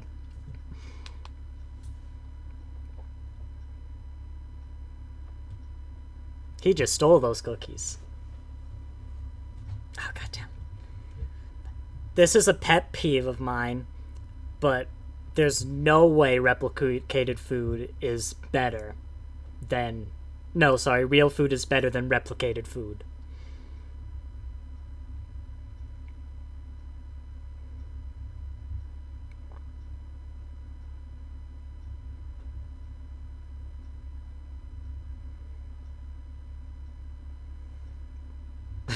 I was about to say, is she gonna steal the badge now? I get it when it's a kid, but like...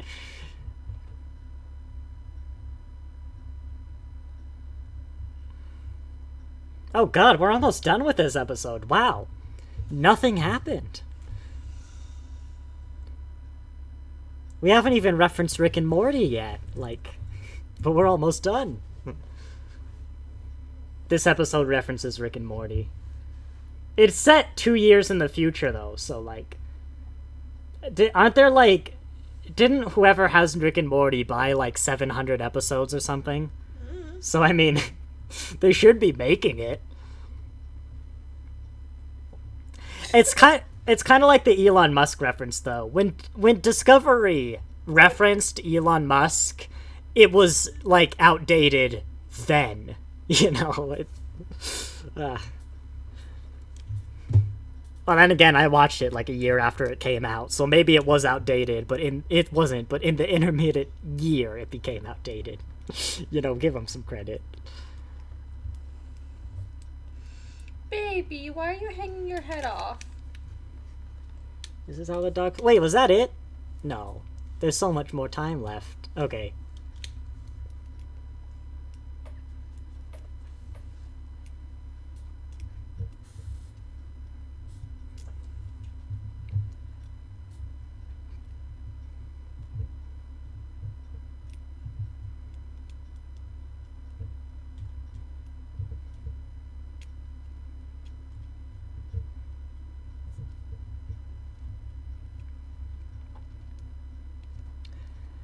I haven't talked much about the Borg Queen.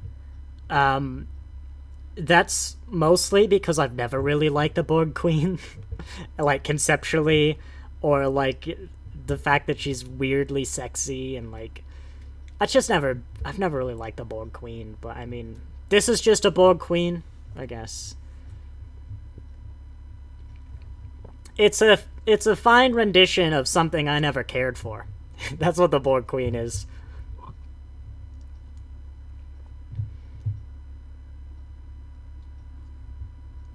Hey, I know I could have translated that without the subtitles. I took 2 years of Spanish.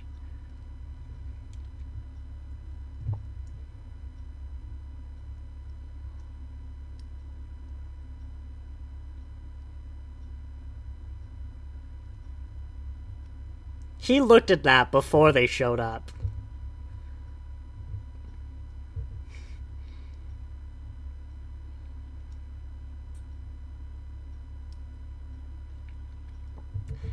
Ukrainian scrimshot.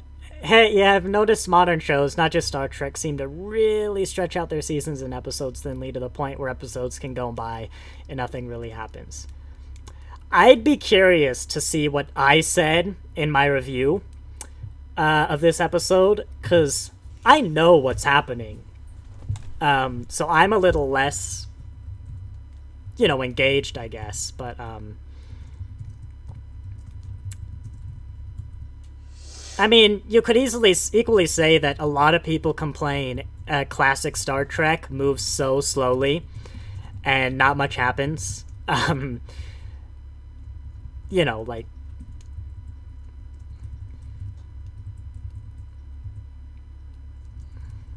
It's fine. I was just surprised when I looked over and I was like, wow, it's been 43 minutes. Compare that to, like, Lower Decks, which...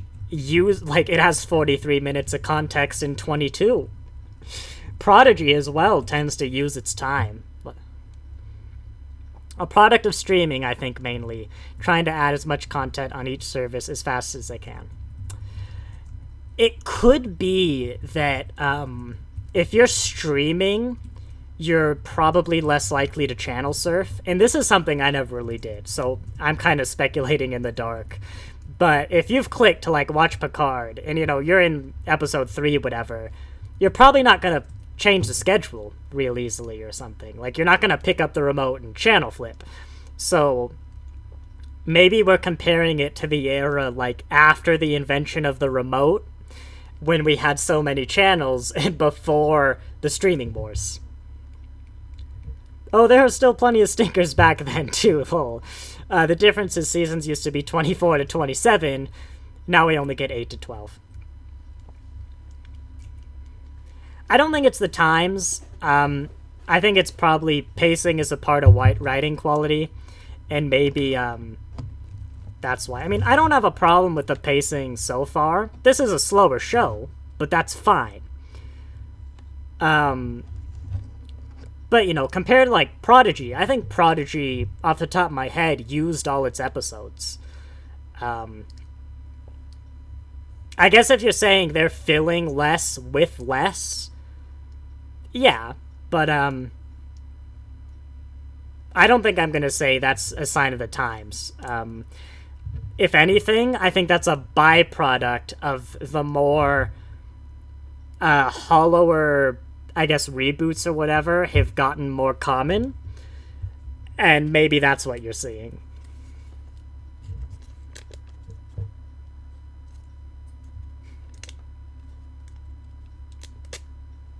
At least he acknowledges, like, damn butterflies.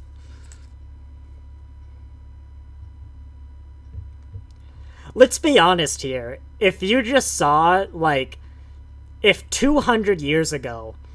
Is that even right? 2024.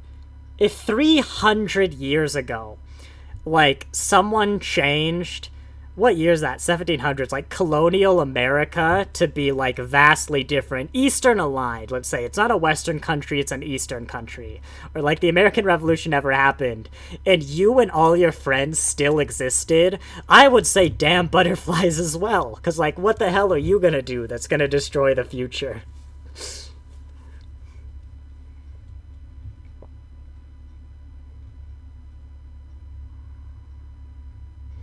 I'd agree, but only because he's an awful captain. He's clearly not doing this out of, like, good captainness. I mean, no, we'll give him credit. That was like a ethical, let's do the right thing decision, you know, but... oh no, I've moved my little bar. You have no idea how, like, pixel perfect... Oh god, oh god. What's worse is at some point I'm gonna go and watch a show for myself, and I'm gonna move this bar from the very specific part of the screen it's in, and I'm gonna have to fix it for the next stream.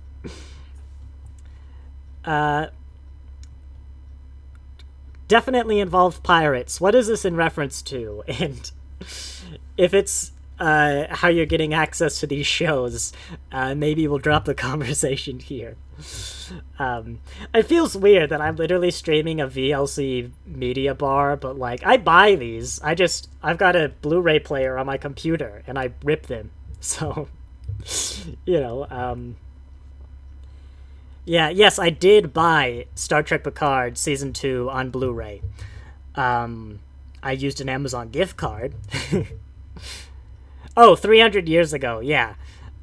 Like, every time this happens in the Star Trek universe, which sure, Rios probably only knows it once, like, everyone still lives. Even the Mirror universe, which has, like, the entirety of history changed, and, like, so drastically different. Earth conquers, then gets conquers, then, like, yada yadas. You still got everyone around by, like, the end of Deep Space Nine.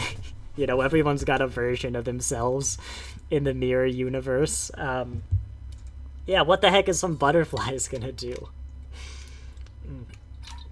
I mean, yeah, still, if I had time, it'd be really interesting to go back. And I've thought, I don't have the time for it, but it would be interesting once the season concludes to go back at my reviews or, like, my speculation, you know, on trailers and stuff and see how accurate I was. Because so far, it's got little problems. You know, the general things are, like, it's dystopians in the first episode. But especially on this rewatch, yes, still, you know, this is good, you know. I'm not going to say it's my favorite, but, yeah, if this is what Season 3 is like, yeah, you know, cool. I watched that. I got something out of it. It does feel slow. I'm gonna check, because I write little, like, descriptions and comments on the videos. I'm actually gonna see if I said anything in the comments of... There we go, episode 3. I recently opened one of my videos, and there was an ad playing, and I got annoyed that I have to wait. And I'm like, I literally, if I wanted to, I could turn the ad off. But I was like, yeah, I mean, I guess. Oh, look how young I was. The description is NGHHHHHHHHH. I think... Well, at least I seemed much less angry and ranty in the recording than I did making this episode. Oh god, I hated this episode. But I haven't been this disappointed since I found out my laptop doesn't have my thumbnail font on it. Yes, that was like 4 days ago, but still. Wow, I hated this episode.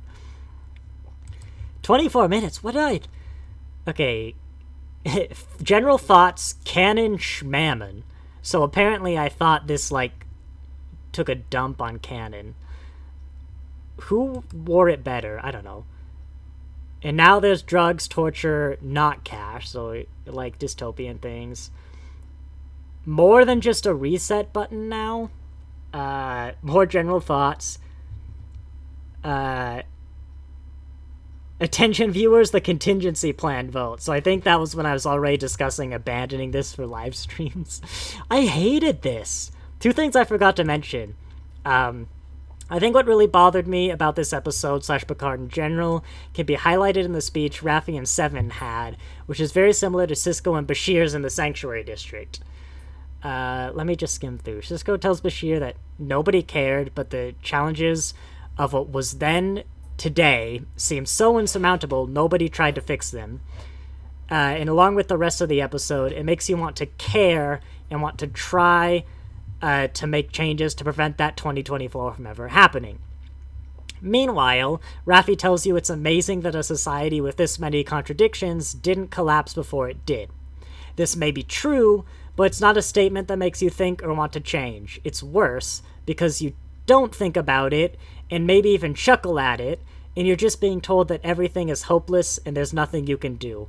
It's subconscious conditioning to just reinforce the same kind of apathy Deep Space Nine warned against. It's unintentional from the writers, but it also isn't Star Trek. I would agree with a lot of that, but I like maybe these underlying things, but it does seem like I'm blowing it out of proportion quite a bit. And yeah, this is after time. I'm gonna be, cooled down on a lot of reactions. I think it's important to note that I am like chatting with people, not as focused on the episode, and we're doing together. We're joking, like at least they didn't get their eye torn out or whatever. When you're watching with someone and doing that, it's always better. I enjoyed watching Star Trek V with Alex, which just goes to show how much of a difference watching with someone can change. But this is interesting. My second point, Rick and Morty. The longer Star Trek lives for the weird... God, must have been tired when I wrote this, given that I was apparently fresh off the train from a college break. Star Trek lives for the weird... The longer Star Trek lives for, the weirder its 21st century timeline gets. Yeah, this is true. Trek had the eugenics wars, intense resource shortages, orbital nuclear launch platforms, global unrest, and decades of constant turmoil and problems. The UN collapsed and was succeeded by the new United Nations, which would also collapse to be replaced with a new United Nations. That part, the new United Nations, hasn't happened yet. I think the new one has. The new ones hasn't. Only to reform into United Earth. But it also has normal bog standard Elon Musk and Rick and Morty. Yes, I'm unreasonably angry about this, past me, but it is weird how Star Trek is trying to live in both words. If you could circle back just a sec to when you said you wonder what you would have thought about Enterprise, had you been older when it aired. You have to understand, my peers and I were 8 or 9 when Next Gen aired, and by the time Enterprise came out, Star Trek had been going straight for 14 years and would be another 5. Plus, it was a great prequel, so there was a lot of burnout, I think, at the time. Plus, we were just entering our early to mid-20s, so TV was at the bottom of the list of things to do. It's hard to say, like, I would have been exactly how I was when I watched it now, because even just knowing when it's going to end has an effect. I think it says something that I loved kind of everything Enterprise was doing.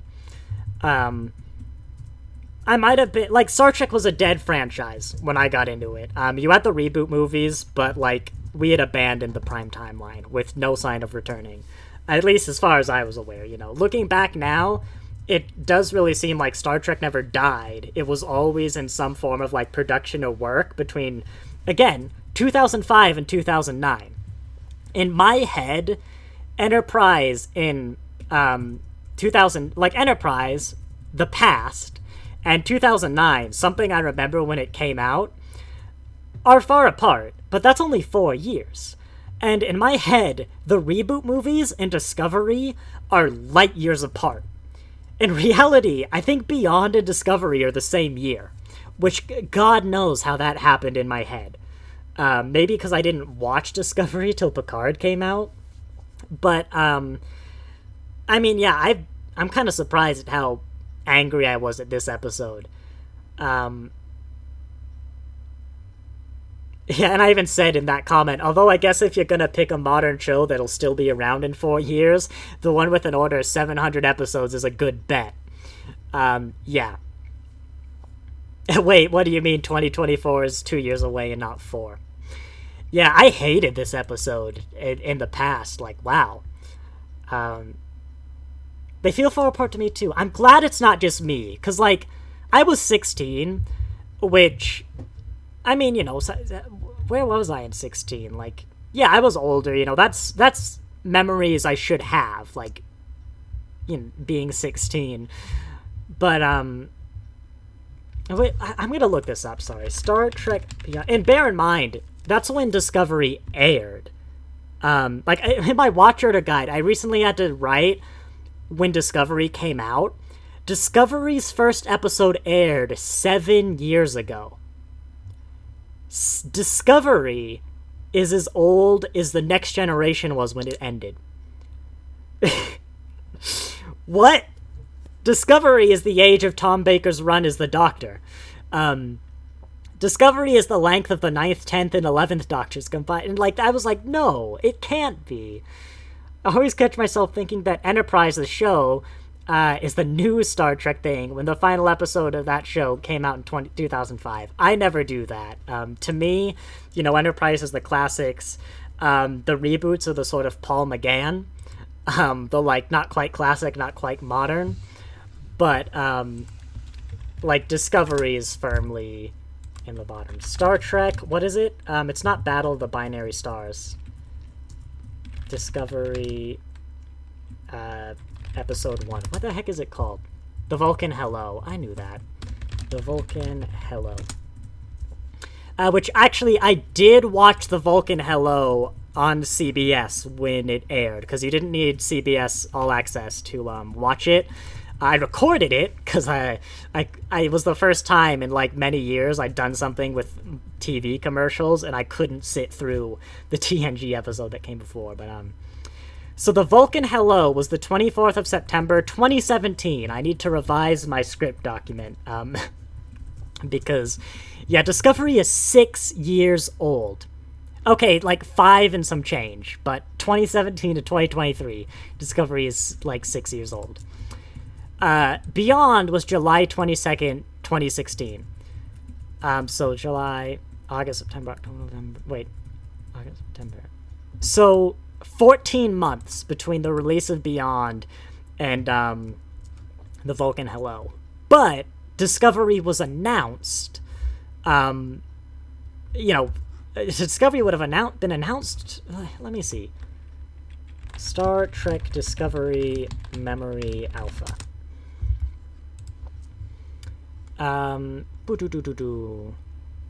Because I know I did this recently. You could go to development. Yeah, by 2009, Brian Fuller desired to produce a new live-action series. So, when 2009 came out. In 2013, there was interest in CBS, so when Into Darkness came out. Development hell.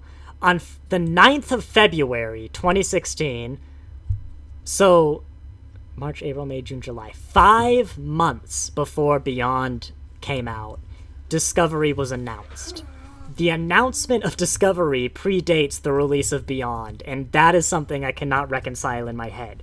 Because I was on, I believe, my rewatch, not my initial watch, but my rewatch of the chronological rewatch of Star Trek when Discovery was announced.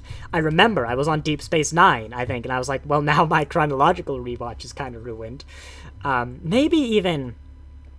No, you know what? 2016, I could have legitimately just been on Deep Space Nine. Like my first rewatch. Or my first watch through, but it's hard to say. I don't know, it could have been either. I did them back to back. But yeah, the announcement of Discovery predates Beyond. That's insane. Ukrainian Scrimshaw. I wish they would have kept Michael Yeoh as captain. She has that Starfleet Captain Gravitas. I haven't seen Season 1 Discovery since Picard came out. So the Michael Yeoh I remember is Section 31, Georgiou. And I hate Section 31, and I hate that Georgiou. She's acted well, sure. I don't really know Michael Yeoh and anything else. I know she's a big name, but, I really didn't like Episode 1 of Discovery, and I don't think Georgiou lasts very long into Discovery. I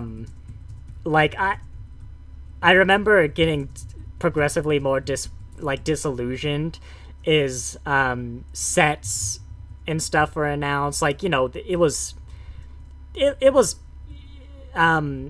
production hell. You know, so many producers had gone through it, so many people complaining about, like, it's not the vision of Star Trek, yada yada. The leaks of the Klingon stuff. And yes, some of it was unjustified. Like, I remember being upset that a human could do a Vulcan nerf pinch, which they can. That's in classics. That's just my memory being dumb. But I left Discovery's episode 1 empty. I've been pretty vocal on the channel about how much I hate the second season, but the first season of Discovery is the same kind of hatred. It's just, like, written better. I'm not gonna say well, like, there are still some things with Ash, and Michael Burnham gets blamed for starting the Klingon War when she very clearly didn't.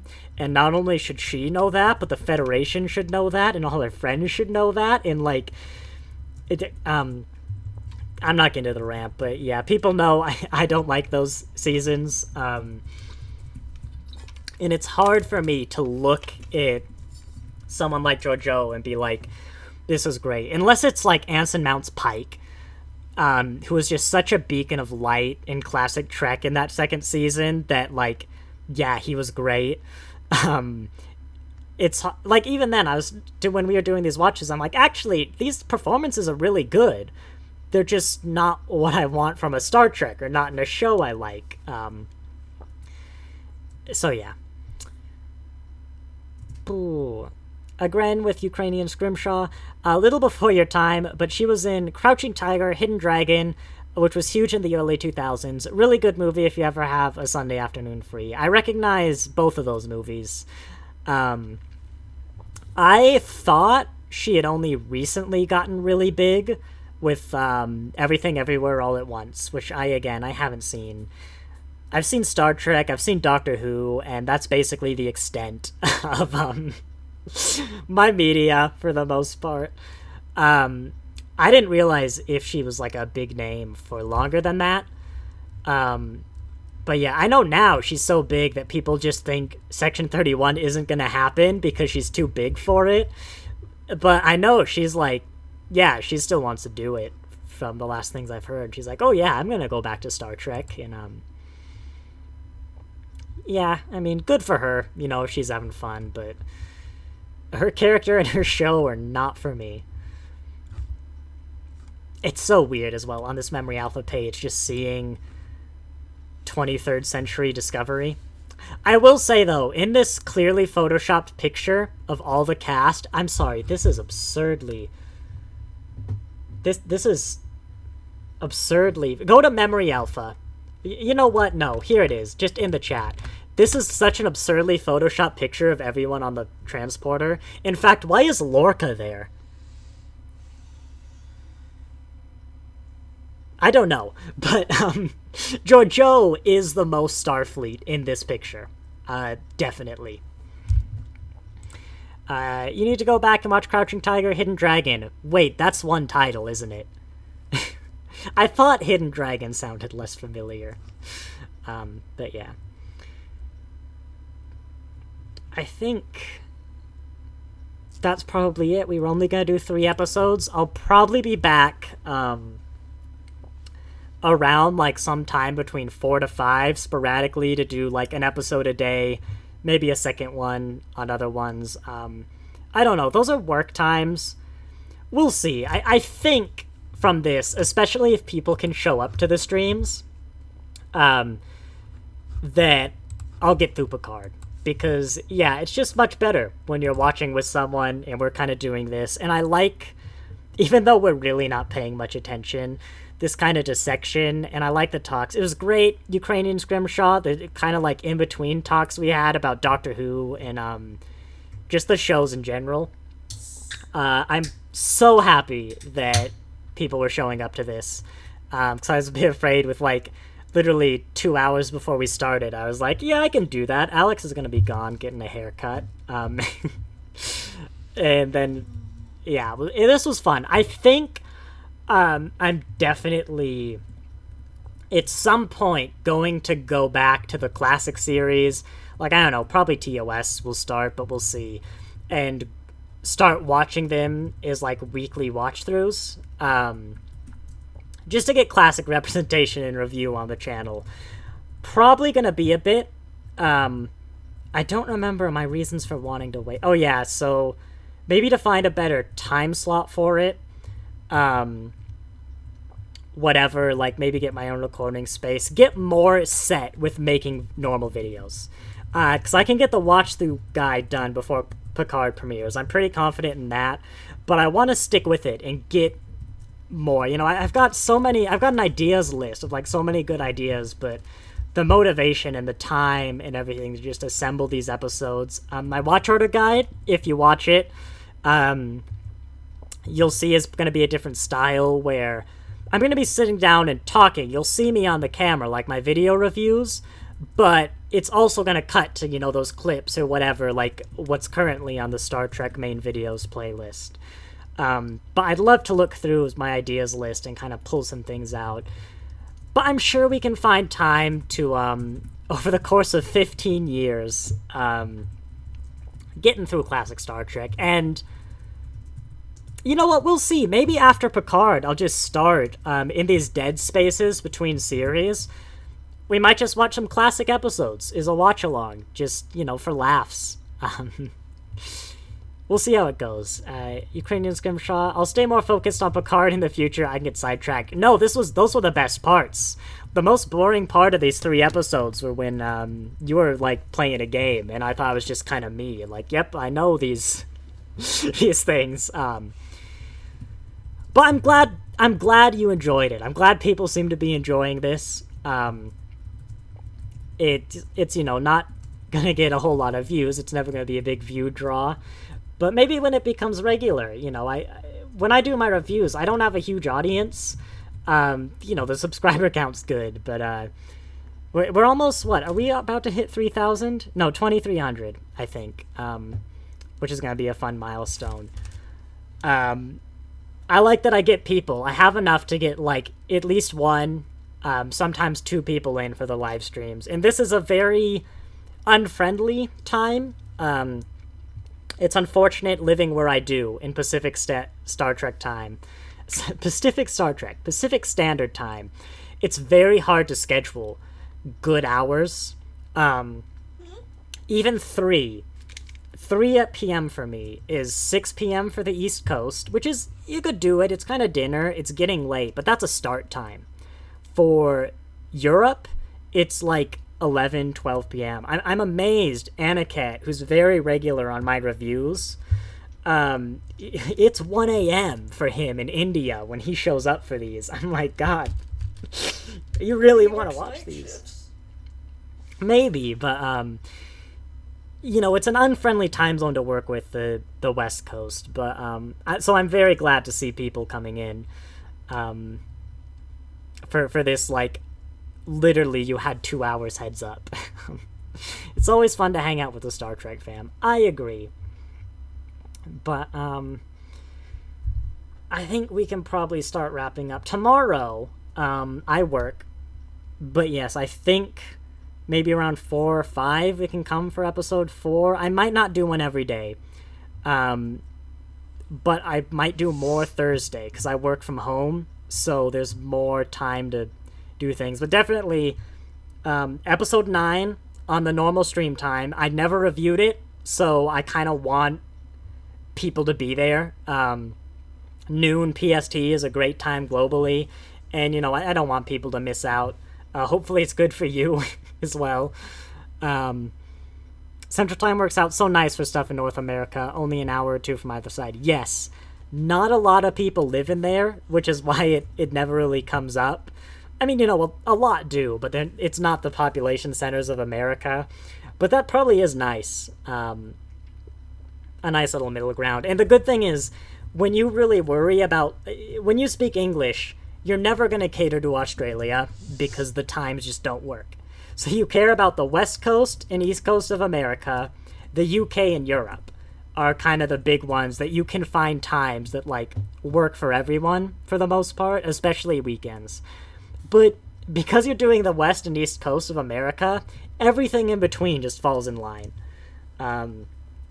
And I actually don't know my biggest demographic anymore. I could check. This is a chill hangout stream, so I'm gonna check, actually. It used to be, like, India and Germany were really high when I did robotics. The last year. Oh god, I haven't done this in a while. Audience. A good proportion of my viewers are returning, actually, so that's nice. What are my best times, actually? Apparently, like, 2 p.m. on Sunday.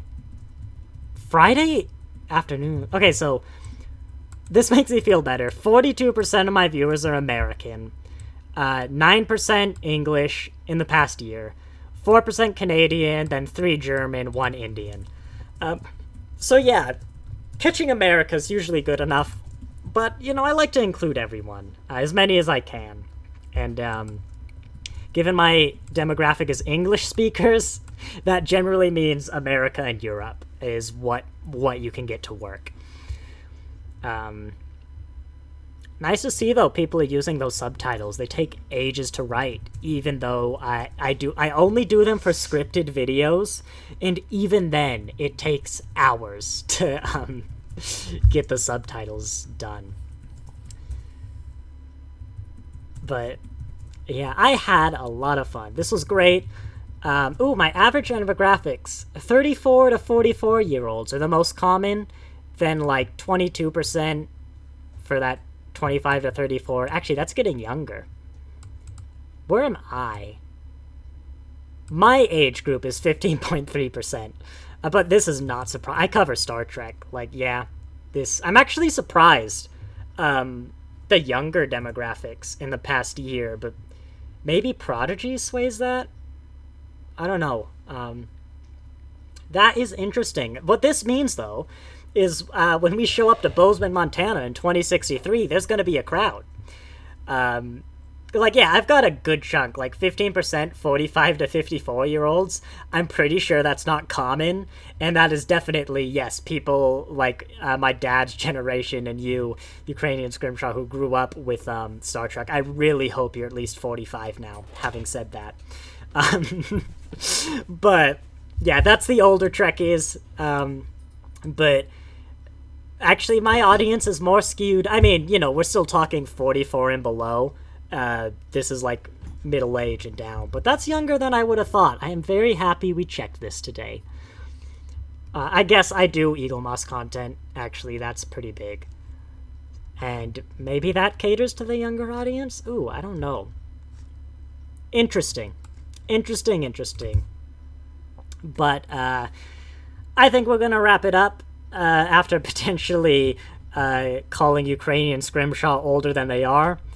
But in my defense, you have a profile picture of like a gruely old white-haired guy, so that probably skews my mental age. And I hope, if that's you, I hope you're not offended being called a gruely old...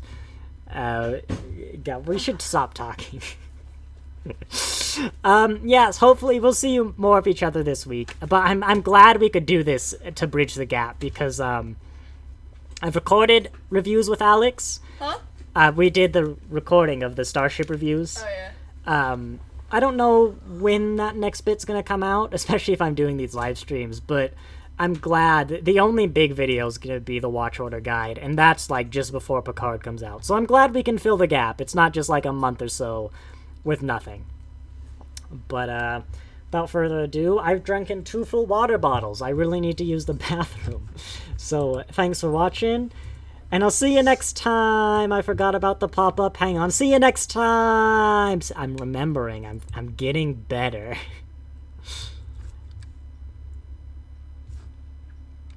3 hours